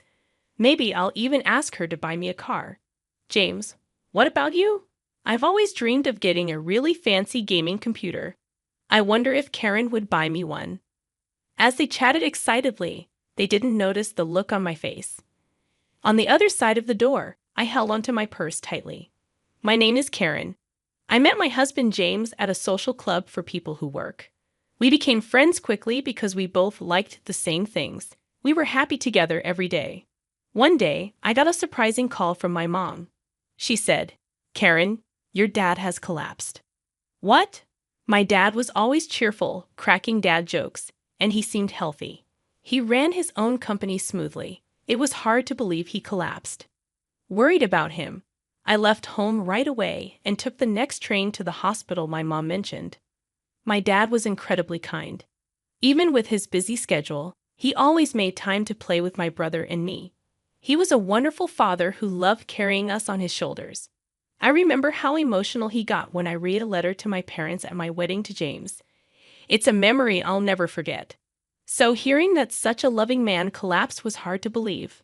When I got to the hospital where my mom was waiting, she turned to me. "Mom, how's Dad? Is he okay?" "Karen, please stay calm and listen." My mom looked at my dad lying on the bed with his eyes closed as she explained. Dad had collapsed suddenly at work and was rushed to the hospital. Despite many tests, they couldn't find anything wrong, and they didn't know why he got sick. More tests might find out what's wrong, but they could also make Dad feel worse, my mom said. I've decided to stop the tests.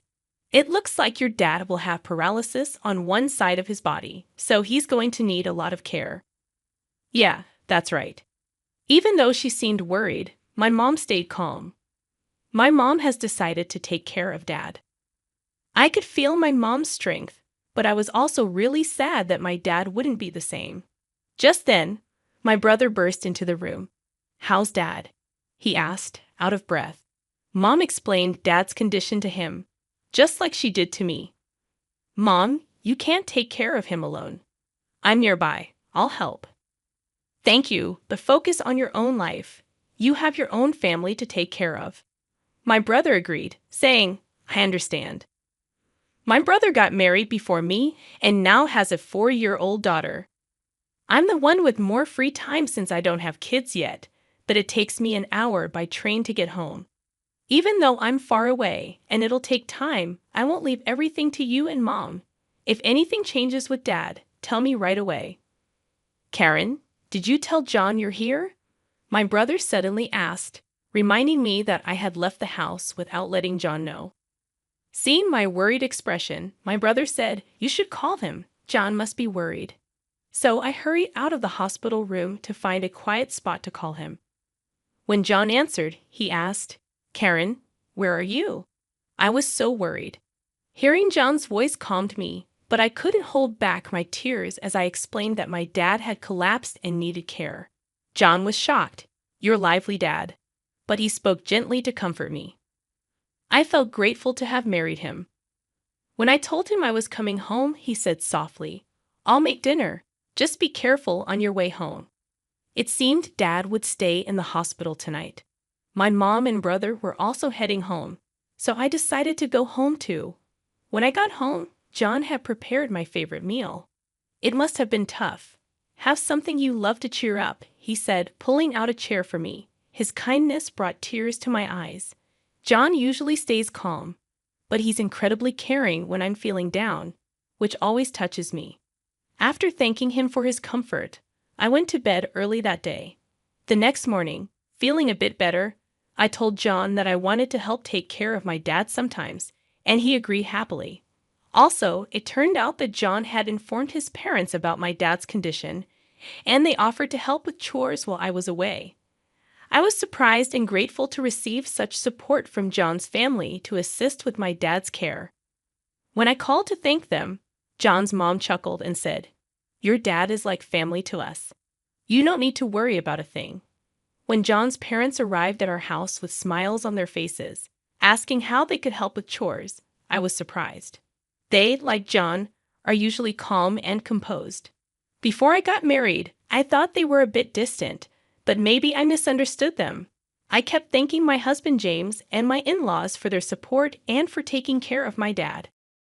My dad used to talk a lot, but after the paralysis on his left side, he couldn't speak well. Luckily, he could still write since he was right-handed. He communicated with us by writing on a whiteboard. Even though he was mostly in bed, he lifted our spirits by drawing funny pictures and writing dad jokes. My brother also came to help, but it was mostly my sister-in-law who assisted. With her experience as a caregiver, she patiently taught my mom and me how to help Dad. We were worried that my sister-in-law might not want to take care of Dad since he's not her blood relative, but she didn't mind at all. She happily said, "Your dad has made me laugh so much. Now it's my turn to make him smile." Seeing her enthusiasm made me realize that my brother had married an amazing person. My brother may have a great spouse, but I'm not falling behind when it comes to having an amazing one myself. My whole in-law family supports me in taking care of my dad. Every time I go to help him, they ask how he's doing, and I'm really thankful for their care. But then I realized it might all be a misunderstanding, just by chance. One day, I left the house to go see my dad, but when I got to the station, I realized I forgot my wallet. Feeling annoyed with myself, I went back home. Usually, when I went to help my dad, my in-laws would pitch in with chores. So I thought they'd find it funny that I forgot my wallet. I went inside, got my wallet from my room, and went back to the front door. That's when I overheard a conversation between James and my in-laws in the living room. "So, Karen's dad isn't going to pass away anytime soon, huh? I'm getting tired of waiting." I couldn't believe what I was hearing. I stopped in my tracks, wondering if I misheard. Quietly, I tiptoed closer to the living room door and pressed my ear against it, listening carefully. "Anyway, how much do you think Karen will inherit when her dad passes away?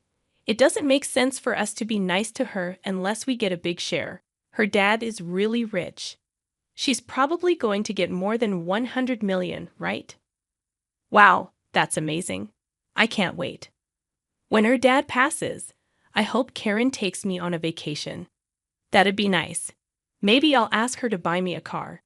James, what do you want?" Their conversation filled the room with excitement. On my side of the door, they probably had no clue about the expression on my face. I gripped my wallet tightly, feeling a mix of anger, frustration, and sadness. Careful not to make a sound, I quietly left the house, my mind swirling with emotions. I headed straight to my parents' place. If I thought my in-laws were being unusually kind, now I realized it was all for the sake of money. My dad's inheritance was significant, but I couldn't bear the thought that my in-laws were eagerly waiting for his demise. Unable to clear my mind, I sat on a bench at the local station near my parents' house. The echoes of James and his family's laughter replayed in my head. I can't forgive them. Never. They're all foolish, just laughing away. I made a silent vow to seek revenge on James and my in-laws, who only saw dollar signs when they looked at my loving father. Despite hearing their greedy conversation, I played along, pretending I hadn't heard a thing whenever they asked about my father's health. I maintained my polite demeanor and thanked them as usual. I decided to take advantage of James and my money-hungry in-laws as much as possible. I spent more time caring for my father and dumped household chores on them without hesitation. My in-laws, eager for their share of the inheritance, gladly complied with my requests. I noticed their faces tense up sometimes, but I paid it no mind. About a year later, my father's condition worsened. Though the doctor assured me it wasn't urgent, I felt relieved. However, I informed James and my in-laws that my father's condition might take a turn for the worse soon. It seemed like the news they had been waiting for, evident from their barely concealed grins. With a calm demeanor, I handed them divorce papers and said, "Thank you for all you've done. Please, let's get a divorce." James and my in-laws were stunned, but I continued with the lines I had prepared. "So James, mother-in-law, and father-in-law, you were all after my father's inheritance, weren't you?" I heard everything. Mother-in-law wanted a vacation, father-in-law wanted a new car, and James, you wanted a gaming computer, didn't you? I can't stay with people who seem to be waiting for my father to die. The looks on your faces just now were truly ugly. It's like I could see your greedy thoughts of getting money when my father passes away. As I spoke, my expressionless face seemed to frighten them. My in-laws were frozen, and James, holding the divorce papers, was in shock, opening and closing his mouth. I had no reason to stay in that house anymore. "You can send the divorce papers by mail, but if you don't, I'll get a lawyer. Please do it within a week," I told James before getting up. I grabbed the luggage I had prepared earlier and left our home.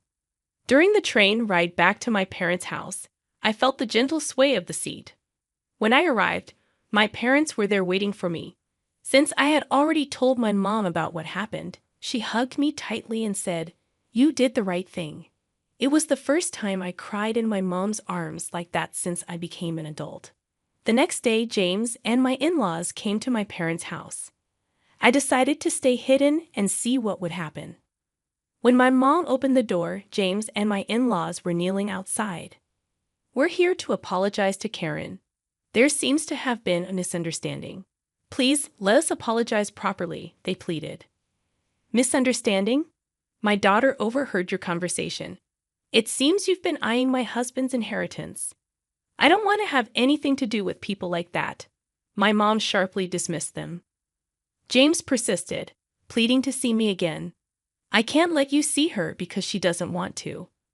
What she wants isn't your apologies, but for you to fill out the divorce papers. Have you done it? Hand them over quickly, my mom insisted. Please just give me one more chance, James begged, but then the sound of a cane tapping caught everyone's attention from deep within the house. We all turned to see my father, leaning on his cane with the help of my sister-in-law. James looked shocked to see my father in person for the first time. With a whiteboard in his hand, my father had a message for James. It read, I won't let my daughter stay with someone who can't make her happy. Divorce her immediately as she wishes. The message, written strongly, seemed to hit James and my in-laws harder than anyone else's words. They finally realized there was no point in arguing further. Slowly, James and my in-laws stood up. I filled out the divorce papers. Here they are, James said, handing the papers to my mother. He promised to let me know once he filed them with the city hall. And then my mother sent him and my in-laws away. Emerging from my hiding spot, I said, Thank you, Mom and Dad. My mother smiled gently while my father chuckled and wrote a message on the whiteboard. A father's duty is to protect his daughter until the end. Seeing those words, I couldn't help but cry. Despite his paralysis, my father remained the same kind and caring person. I had initially thought he had changed, but he proved me wrong. He was still the dependable father who always put me first. Dad, I hope you live a long time, I told him tearfully, and he responded with a grin. Since then, James has returned to his parents' house and seems to be living quietly. As for me, I've adjusted to taking care of my father while managing work. It's a busy life. But remembering how my father always made time for us when we were young, my brother and I never feel burdened by caring for him. Despite being half bedridden and losing weight, my father's laughter and love for dad jokes remain unchanged. My sister-in-law also finds joy in caring for him, and we're able to lead a peaceful life together. I must share something difficult with you. My girlfriend, who is 20 years younger than me, is expecting a child. I have a preference for younger partners, so I've made the decision to get a divorce. Is that okay with you? All right. If you want a divorce, go ahead, but please take good care of our son. What? You should take the boy with you. Haven't you spoiled him enough? No, I can't. Because he is? I closed my mouth right there. If this conversation were to remain between us, there wouldn't be any problem. However, Ken must have overheard it from his place in the room. What would he think if he heard this? That was my only concern. Still, I must respond. Otherwise, this man will not understand the gravity of the situation. Destroying our happiness and only thinking about his own, that's too selfish. I won't stand for it. Just as our happiness was taken away, I want to take his away too. Driven by such feelings, I decided to confront Ted with a shocking truth. My name is Mila Davis. I am 41 years old, living with my husband Ted and our high school junior son Ken. I married Ted 13 years ago when I was 28. Back then, I was an insurance saleswoman visiting various companies to sell insurance. That's when I met Ted, who was working at a local import-export business, having recently divorced his wife. My wife cheated on me and left me. Now I'm living with my 5-year-old son, just the two of us, and it's pretty lonely, he said, looking somewhat sorrowful. Every time I visited Ted's company for work, I started talking to him. Eventually, Ted asked me, "Would you like to go out together?" But we never went out, just the two of us, because Ted always brought his son Ken along. He can't stay at home alone, right? I'd really love for you to be my son's new mom, but I guess you wouldn't want to marry a man with a child, he said. Seeing him like that, I thought he truly cherishes his child. If he could care for a child like that, then surely he'd care for his family. So I decided to marry Ted. But that was all a performance to marry me. In fact, as soon as we got married, Ted changed. I quit my job and became a housewife. Housework and childcare became my job, which wasn't a problem, but Ted started neglecting Ken. Before our marriage, he even brought Ken along on our dates. But after our marriage, he didn't even look at Ken, not just on weekdays, but even on weekends. Ted never talked to Ken, never took him out, never played with him, nothing. Even after Ken started elementary school, Ted's attitude didn't change. I went to all the school events alone, and he totally ignored all events that parents should join and enjoy together. You could at least attend some of the school events with Ken, I told him once. Ted made a grimace, signed annoyance, and said, "Sorry, but I'm just tired from work." What? Oh, be quiet. Taking care of our son is your job as his mother, right? Just do it properly, he shouted, ending the conversation. What happened to the man I knew before we got married? I felt a twinge of regret. Then, one day, Ken had just come home from elementary school and was helping me prepare dinner when a message from Ted arrived on my phone. Wait, what? He's bringing his subordinates home from now on. Apparently, he was going to bring several colleagues home. Ted had just been promoted to team leader, so he probably wanted to deepen his relationship with his new subordinates. What should I do? We don't have any food stored. They would surely end up drinking at our home. And if that's the case, we'll need some snacks. It's not even an hour's drive from the office to our home. After some thought, I decided to go to the nearby supermarket to buy some ingredients. When I arrived home, I immediately started cooking in a rush. I'll help too, offered Ken. Oh, thank you. Then, could you please get the dishes ready? We worked hard, but there were limits to what we could prepare. Ted arrived home when only about half of the preparations were done. I'm home. Hey, I brought my colleagues, Ted shouted at the entrance. I greeted them briefly and led them to the room, serving beer and snacks. As I contemplated the next dish, Ted came into the kitchen and asked, "Hey, what's happening with the food? I told you in advance. I'm cooking right now. There are snacks, so it should be okay for now. What have you been doing? If you could notify me a bit earlier, stop complaining. You should have this ready. Do you want me to be embarrassed?" I was shouted at and left speechless. There were countless things I wanted to rebut, but the sound in the kitchen could be heard in the living room. The guests must have felt uncomfortable too. Thinking so, I couldn't say anything in response. In the end, I silently endured our guests, but once they had left, I had a big fight with Ted. I was angry at Ted for shouting at me just because of his own convenience. Ted puckered his lips and said in a childish manner, "Okay, fine. I'll have a party and some venues from now on. Happy now." After that, Ted started hanging out more.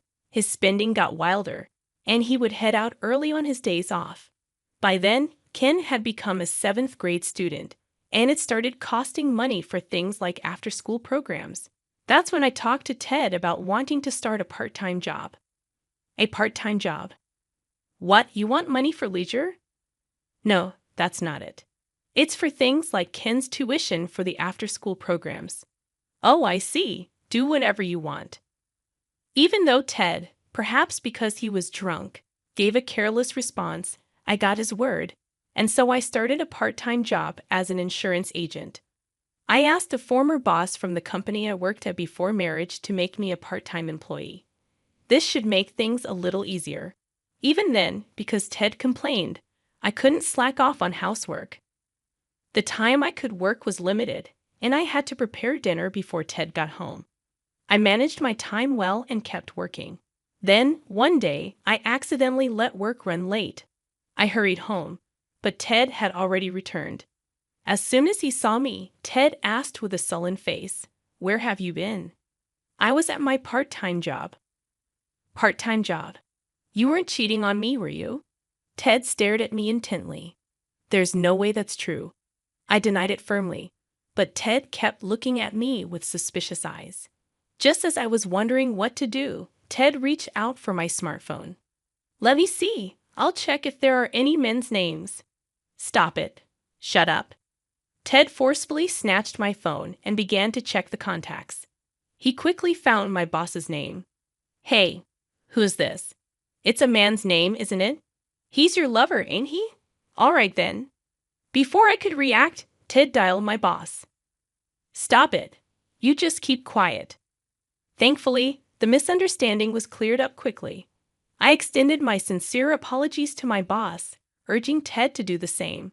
However, he simply looked away, blaming me for making the situation appear dubious.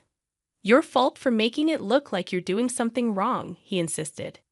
Since then, our relationship took a downward turn. Even as Ken progressed to the 9th grade, nothing changed. I couldn't help but question whether it was okay to continue in this strained relationship. Despite my concerns, I struggled to find a way to mend our relationship. Before I knew it, Ken had become a senior in high school, preparing for college. Recently, the atmosphere between Ted and me had turned icy, and arguments at home became rare. At least this way, it wouldn't adversely affect Ken's studies. I thought things could remain like this until Ken entered college. Then, one day, my job required me to be near Ted's workplace. If our relationship had been better, I would have invited him to lunch. As I muttered this, I noticed Ted's car across the intersection. Wait, is that Ted? With who? Squinting, I saw 2 people laughing and chatting, and the word infidelity flashed in my mind. Accusing others of infidelity while doing it yourself, what a joke. I was too stunned to say anything. Secretly, I took a picture of them and went to a private detective to investigate Ted. I probably knew the answer already. The idea of divorce was already planted in my mind. But evidence was crucial, so I waited for the results of the investigation. About a month later, the results arrived, and they were damning. He really had the nerve. Just divorcing didn't seem enough anymore. How should I get back at him? On a certain day off, lost in my thoughts, Ted, who was supposed to be out, came home unexpectedly. Rushing over to me, he explained, "I'm sorry, but my girlfriend, who's 20 years younger, is pregnant." What? I couldn't believe my ears, but there he was, a smirk on his face, declaring, "So yeah, my girlfriend, who's 20 years younger, is pregnant. I prefer younger women, so I'm gonna divorce you. That's fine, right?" Well, he certainly had the guts to confess his affair himself. However, I saw this as an opportunity. With this in mind, I decided to seize the moment. "Go ahead and get married, but please take care of our son." With a smile on my face, I said this, seemingly catching Ted off guard. "What? You should take our son with you. I've always been so fond of him." "I don't want to, because that boy is—" I carefully chose my words, aware that Ken, studying in his room, could hear me. What would he think if he heard this? That was my only concern. Nevertheless, if I didn't stand up to him now, he wouldn't understand the gravity of the situation. It was far too convenient for him to destroy our happiness and go off to find his own. I wouldn't let that happen. I wanted to snatch away his happiness, just like ours was taken from us. Driven by these thoughts, I decided to confront Ted with a truth that would stun him. "I hate to break it to you, but isn't Ken your son?" "He's not mine." "What are you talking about? We're married, right?" "If we're married, then our child is our child, right?" Ted declared, looking smug. At that moment, I was at a loss for words. Is this guy an idiot? He's 4 years older than me, and he knows nothing. I was too stunned to say anything, surprised at his lack of understanding. I exhaled deeply and hit Ted with the truth. "Ken is your child with your ex-wife, right?" "So what?" "In other words, to me, Ken is your stepchild. To make a stepchild one's own, one must adopt them." "Ha, adoption." Ted furrowed his brow. "Generally speaking, stepchildren remain just that, stepchildren. To act as a real parent, the only way is to adopt them legally. Without doing that, you can't have parental rights, and the child won't be legally recognized as yours. Of course, socially, they may be seen as your children, but there's no legal binding. A step-parent has no legal obligations, and a stepchild has no rights to the parent's inheritance." I explained to Ted, "I didn't adopt Ken when I married you. That's why I can't take Ken with me." "Hold on, so does that mean I have to take care of Ken?" "That seems to be the case. Although I wouldn't say you be charged with parental negligence just for leaving him alone. Ken is a high school student, an age where parents are obligated to raise their children. In other words, it can be said that Ted can't just abandon him. While looking stunned, Ted pleaded with me, "Come on, that can't be right." "What can't?" "I have a baby on the way, and I plan to live with my newborn and my soon-to-be wife, just the three of us." That was the condition for marrying Kay. Oh, so the woman he cheated with is named Kay. So, that has nothing to do with me. It's got everything to do with you. This could all be resolved if you just take Ken. But I've told you I can't, right? Just find a way. Please don't ruin my happiness, he begged. Don't ruin his happiness. I was shocked at his audacity. After shattering our happiness, he doesn't get to demand his own happiness. With clenched teeth, I told Ted, "No matter what you say, what can't be done can't be done. You should ask your girlfriend Kay. You're truly heartless." "Fine, you'll regret this." Ted slammed the table and stood up. As he picked up his cell phone, he walked out of the room, making a call in the hallway. "Yeah, that's right, so." I could hear his voice. Eventually, Ted came back and said to me, "Just wait. I'm bringing Kay over." "What? You're bringing her here?" "Of course, because you're refusing to budge. I have no other choice." For some reason, Ted shouted angrily, seeming to believe he wasn't in the wrong. "Well, we still have to discuss the division of property, and this might make things easier." With that thought, I quietly watched Ted leave. About an hour had passed since Ted left the house. He returned, bringing a woman with him. As I stole a glance at her, she greeted with a look of discontent. "Ah, hi!" She didn't even attempt to meet my gaze. I could somewhat understand her feelings. Meeting the spouse of the person you're having an affair with, no matter how you think of it, cannot be a pleasant experience. Regardless, Kay turned out to be the woman who had been in Ted's car that day. I can't deny thinking it's all because of this woman, but thanks to her, I can bring Ted down to his lowest. With that thought, a smile naturally spilled onto my face. How should I start the conversation? While I was considering this, Kay spoke up first. You're Myler, right? Don't you think your child is adorable? You've lived together for about 13 years, haven't you? Are you talking about Ken? If so, I do think he's adorable. I consider him as much my child as if he were my own. Then why are you abandoning him?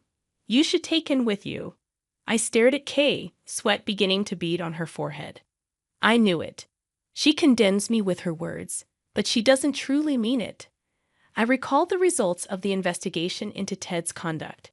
If the current situation described there about Ken is true, it makes sense why she would argue like this.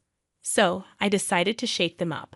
I'd love to take him with me, but no matter how adorable he is and no matter how much I love him, legally only Ted is Ken's parent. I can't become Ken's parent. But yes, there's also the option of not getting a divorce, and you need to raise your child by yourself. Upon hearing this, Kay flinched. She then turned to Ted and said, "I can't raise a baby on my own." "Don't worry, I'll take care of our child. Besides, I'm definitely getting a divorce, and I want to be with you."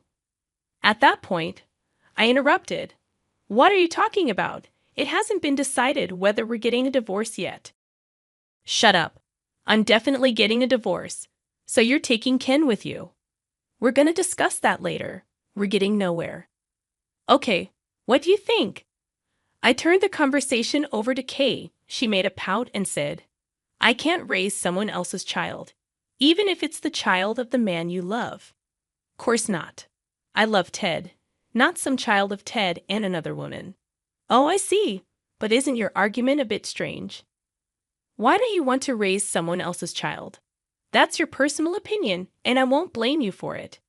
But you're okay with making Ted raise another person's child, right?" As soon as I said that, Kay's face turned suddenly pale. At the same time, Ted tilted his head, questioning, "What are you talking about?" "I'm talking about the baby, Kay's baby in her belly. This child is mine. I told you that before." While Ted seemed puzzled, I continued, "You did say that, but it's odd. According to what I investigated, the father of Kay's child should be another man." As soon as I broke the news, Ted turned to Kay. With her face pale, Kay looked down, and Ted stared at her. The whole scene was so ridiculous that I nearly burst into laughter. Ted interrogated Kay, asking if what I said was true. Kay banged on the table, arguing back, "Don't be stupid. The father of this child is you, Ted." But I calmly told her, "That's not true. I have proof. Look." Saying this, I laid out a single photo on the table, an image obtained through a private investigation. The picture showed Kay and an unknown man talking in front of an obstetrician's office. With a private investigation, they also checked if she was cheating. According to that, she had a man she was seeing, and the child in her belly was his. Kay started to stutter, unable to speak. Seeing her like this, Ted seemed to have understood everything, collapsing in despair. "That's why you should divorce me and raise the child together," I suggested. "Well, Ted, you'll be raising someone else's child. But okay, you're okay with that, right?" "No, no way. Don't forget about Ken, okay?" Ted pleaded. "Wait, let's get back together, Mela. If I break up with her, you won't divorce, right?" "What? You're saying whatever suits you. Sorry, but I was also planning to divorce, so this comes at the right time. And I'll claim a hefty division of property." Saying so, I slammed the evidence of their cheating on the table, photos of the two of them cheating, including Kay and the unknown man. Ted picked up one of the photos and shouted at Kay, "This lying woman. It's all ruined because of you." "That's my line." "You should have thought I would prefer a younger man," Kay retorted. Suddenly, Ted and Kay started fighting amongst themselves. Fed up, I said, "Take your fight somewhere else," and kicked them out of the house. After that, I went to Ken's room, gently knocking on the door. Ken peeked out. "I'm sorry. You heard the conversation, didn't you?" "Well, yeah. But that was all on my dad. It's not like it's your fault or anything. But I'm totally fine, really. I'll be a college student next year, and I'll make my dad pay for the move and then do whatever I want." Ken flashed a slight smile, seeming more mature than I had thought. I was relieved to see my son's growth. However, his father, Ted, has not matured at all. No matter how many times I tried to contact him, he stopped answering my calls. Even after a few days had passed, the situation remained unchanged. The divorce negotiations wouldn't proceed like this, and he doesn't seem to be coming home either. Troubled, I decided to go to Ted's company, but showing up suddenly might just be a nuisance. So I contacted Ted's boss, Mr. Wilson, before heading to his company. When I arrived at the company, Mr. Wilson promptly attended to me and summoned Ted to his office. At the same time, he also called for Kay. With the two of them in front of me, I addressed Ted. "You know why I'm here, right?" "What's it?" "Because you won't cooperate with the divorce discussions. How much longer do you intend to avoid addressing this?" I asserted with conviction, but Ted simply shrugged in response. On the contrary, Kay remained silent since her arrival. "You seem anxious that your boyfriend will discover your affair with Ted, don't you, Kay?" I remarked, smirking. She appeared disheartened, as it seemed her true love also worked in the same company. It was only a matter of time before Kay's infidelity was laid bare. Ted resisted cooperation with the divorce discussions until the very end. However, after a stern reprimand from Mr. Wilson, he reluctantly agreed to participate. "Well, I'll be heading home now," I announced, and Ted expressed his dissatisfaction. "Showing up at my workplace, are you kidding me? If this tarnishes my reputation, what will you do? You're the one at fault, not me. Besides, an affair won't get you fired. In fact, you can't be fired for having an affair." Ted argued, but I was indifferent. "It's not my concern. I came to discuss the divorce. Whether you quit your job or not is not my problem. The same goes for Kay. Well, do your best," I retorted, leaving Ted and Kay at the office. Later, through my lawyer, I successfully secured the division of property from Ted. However, according to Vice Mr. Wilson, complications arose after my departure from his office. The news of their affairs spread rapidly throughout the company, leading to a chain of events. Kay's boyfriend learned about the affair, and they had a significant argument, resulting in an immediate breakup. Enraged by the breakup, Kay demanded compensation from Ted for mental abuse. Naturally, Ted contested her claims, leading to a messy court battle. With the affair becoming public knowledge and court proceedings underway, both Ted and Kay had to leave the company. Ted struggled to find new employment, partly due to his age, and ended up working part-time at a local shop. Kay, pregnant and seeking refuge, retreated to her parents' house. Their lives became entangled in the complexities of the court case, and their reputations suffered. On the flip side, my life was on an upward trajectory. My boss suggested my return as a full-time employee, and I am now diligently working in that capacity. My relationship with Ken, who is focused on college preparations, is thriving. He even introduced me to his girlfriend, expressing his respect for me as a parent despite Ted being his father. Although I am no longer officially his mother, he appreciates my support during this crucial time. The crystal chandeliers of the Riverside Country Club cast an elegant glow over Boston's elite as they sipped champagne and traded gossip at the annual Sullivan Foundation Gala. I stood at the edge of the crowd, watching my father-in-law hold court among his admirers. My name is Angela Chen Sullivan, and this is how I expose the dark truth behind America's most respected family. Another drink, Mrs. Sullivan? A waiter appeared at my elbow with a fresh glass of champagne. No, thank you. I needed a clear head tonight. 5 years of marriage to Michael Sullivan had taught me that his family was most dangerous when they were being charitable. Darling, speaking of which, Catherine Sullivan, my mother-in-law, glided toward me with a group of society women in tow. We were just discussing the foundation's new initiative. Perhaps you'd like to model the fundraising t-shirts? You do wear clothes so well. The implied insult was clear. That's all I was good for. Just a pretty face who'd somehow caught their precious son's eye. If only they knew what I really did at the cybersecurity firm they thought was my cute little hobby. Thank you, Catherine, but I'm quite busy with work these days. Oh yes, your little computer thing. She waved dismissively. Though really, dear, now that you're a Sullivan, there's no need to pretend to have a career. Before I could respond, William Sullivan's booming voice cut through the crowd. My father-in-law, CEO of Sullivan Global Investments, was preparing to make his annual speech. Friends, family, distinguished guests, he began, every inch the respected business leader. Tonight we celebrate another year of Sullivan's success. Our company has reached new heights, with over $2 billion in managed assets. The crowd applauded. I took a sip of water, remembering what I discovered in those managed assets just last week. And of course, William continued, his eyes finding me in the crowd. We celebrate family. Though some members, he paused for effect, contribute more than others. Polite laughter rippled through the room. Everyone knew what he meant. Poor Michael Sullivan, heir to the family empire, had married beneath him. A Chinese-American girl from a middle-class family, pretty enough to be decorative, but hardly Sullivan material. Speaking of contribution, William raised his glass. I'm proud to announce Sullivan Global's latest acquisition, Chen Security Solutions. My head snapped up. That was impossible. My brother's cybersecurity firm wasn't for sale. Tom Chen proved quite reasonable once we explained the benefits of joining the Sullivan family. The papers will be signed Monday. The room spun slightly. Tom hadn't mentioned any deal, but then I saw him across the room, face tight with suppressed anger as he stood with William's lawyers. A toast, William proclaimed, to bringing strays into the fold. More laughter, more knowing looks.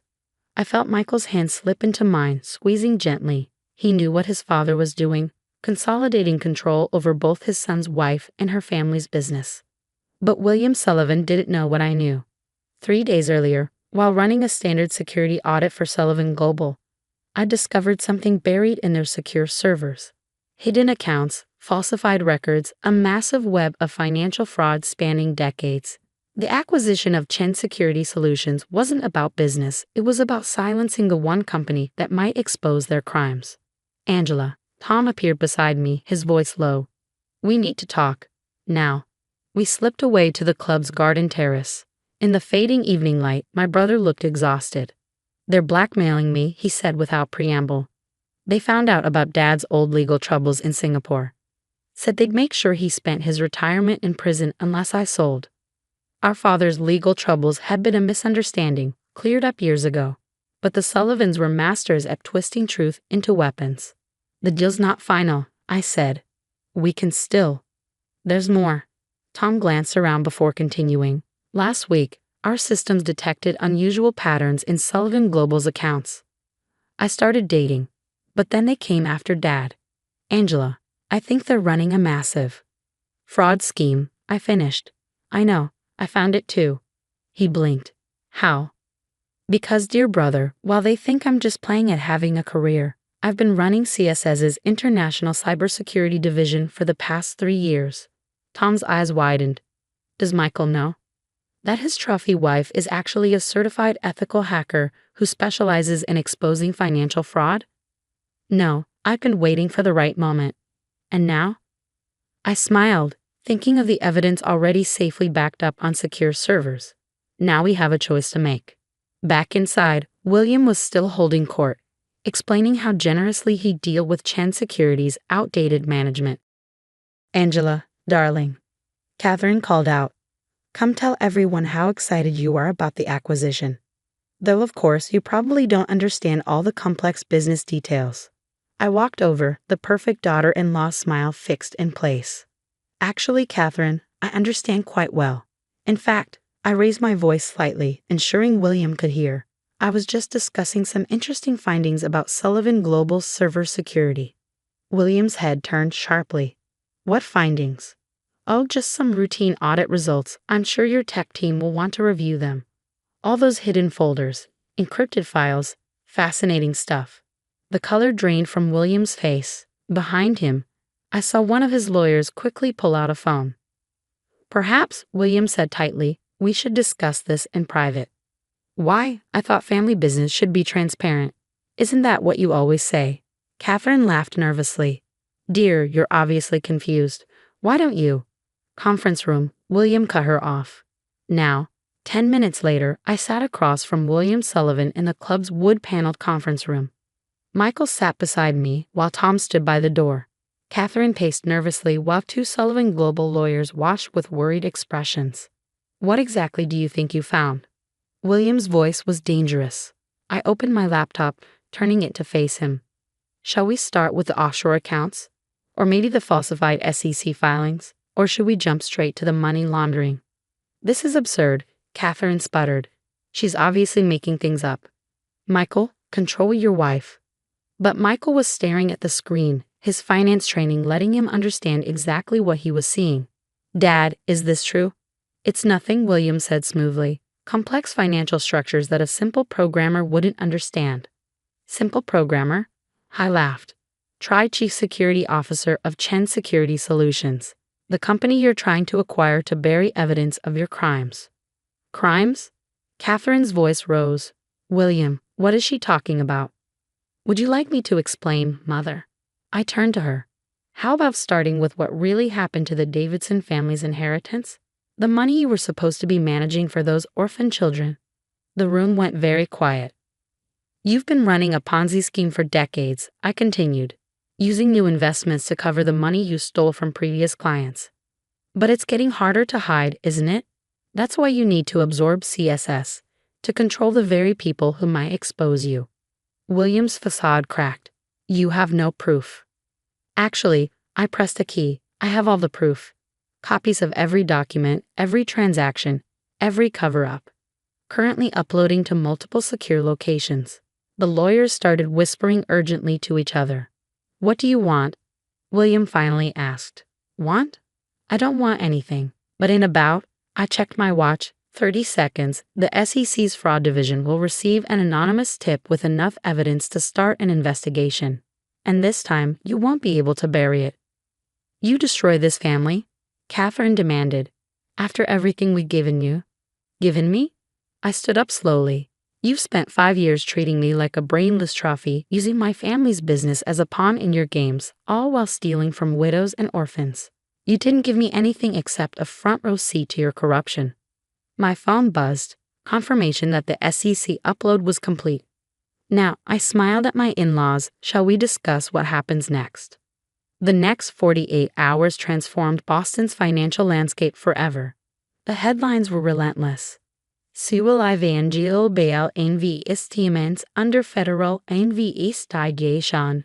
By Alien Doeller P1ZICEM XPOZD Society Families Empire Built on FRAD. I sat in the FBI's Boston field office watching William Sullivan's carefully crafted world crumble on every news channel. The evidence is extraordinary, Special Agent Sarah Martinez said, spreading documents across the conference table. 3 decades of systematic fraud, all documented in perfect detail. Your software didn't miss anything. That's what it was designed for, I replied, thinking of the years spent perfecting CSS's fraud detection algorithms, though I never expected to use it on my own family.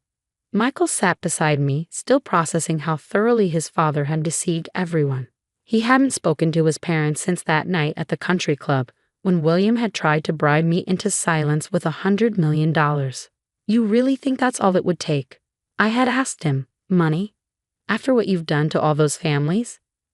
Now, watching the FBI's evidence teams carting away boxes from Sullivan Global's offices, I remembered Catherine's final words before they took her away.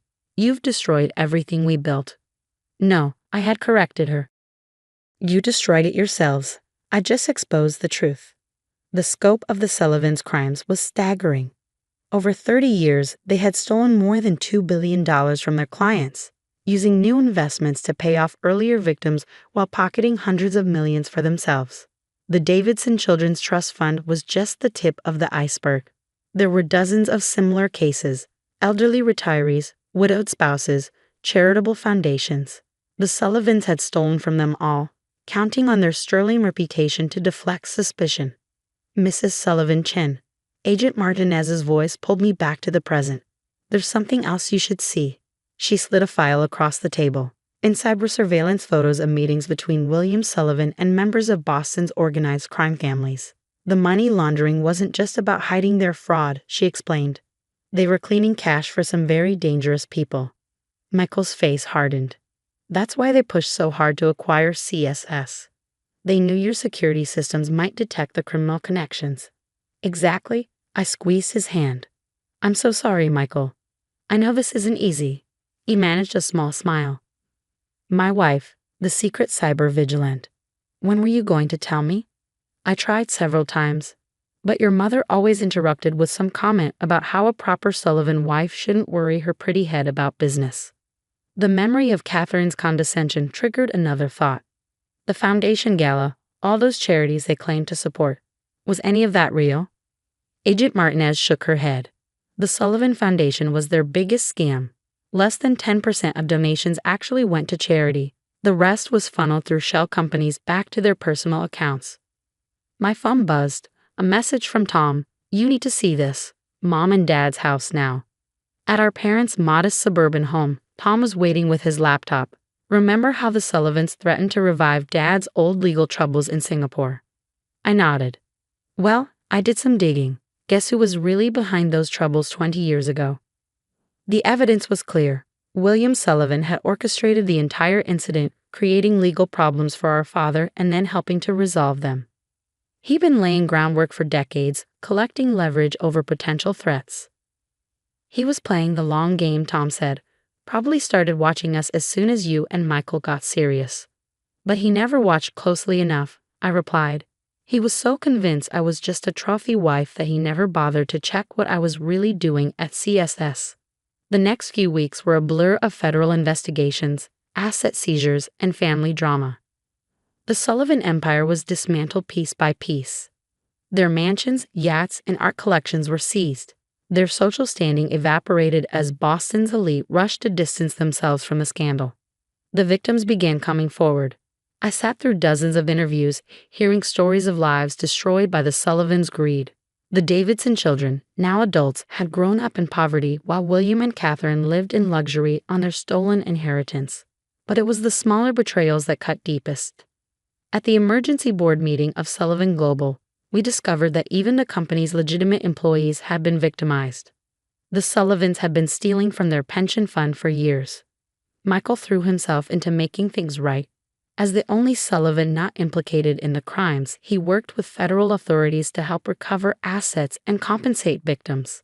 The guilt of his family's actions drove him to work 18-hour days, determined to salvage something positive from the wreckage. 3 months after their arrests, I sat across from Catherine in the federal detention center. She had requested the meeting, though I couldn't imagine why. "You must be very pleased with yourself," she said bitterly. "You've destroyed a dynasty." "You destroyed it yourselves," I replied calmly. "I just chose not to be complicit. We gave you everything: status, wealth, a place in society. And this is how you repay us." I leaned forward. "You gave me nothing but contempt and condescension. You saw me as a pretty ornament for your son, too stupid to understand your complex business dealings. That was your mistake. Our mistake was letting Michael marry beneath his station. No, your mistake was believing that status and wealth matter more than integrity. That's why you never saw me coming. You were so busy looking down on me that you didn't notice I was looking right through you." As I stood to leave, she called after me, "He'll never forgive you for this. A wife doesn't betray her family." I turned back. "You're right. A wife doesn't betray her family. That's why I stopped you from destroying mine." 1 year later, Michael and I stood in the newly renovated offices of Chen Sullivan Securities. The company combined CSS's cybersecurity expertise with the legitimate remains of Sullivan Global, creating something new from the ashes of scandal. The Davidson children attended the opening ceremony. They were helping us establish a foundation, a real one this time, to help victims of financial fraud. The eldest, Sarah, now worked in our legal department. "You know what's ironic?" Michael said as we watched the sunset from our new offices. "All those years they spent teaching me about power and status, and it took losing everything to show me what really matters."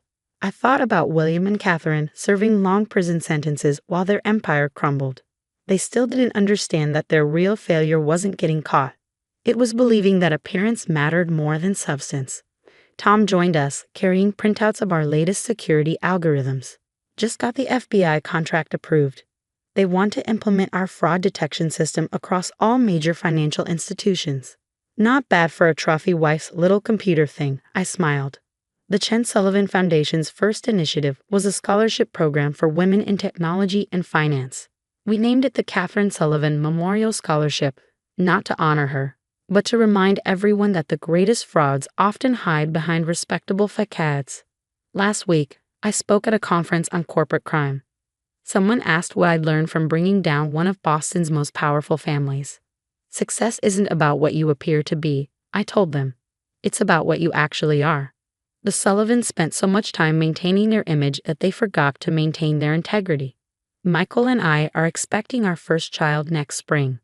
When they're old enough, we'll tell them the whole story, not to dwell on past wrongs, but to teach them that true worth isn't measured by social status or bank accounts. It's measured by what you do when faced with a choice between easy wrong and difficult right. As for those society ladies who once whispered about the Sullivan heirs' inappropriate marriage, they now whisper about the woman who exposed Boston's crime of the century. But I don't care about their whispers anymore. I'm too busy building something real.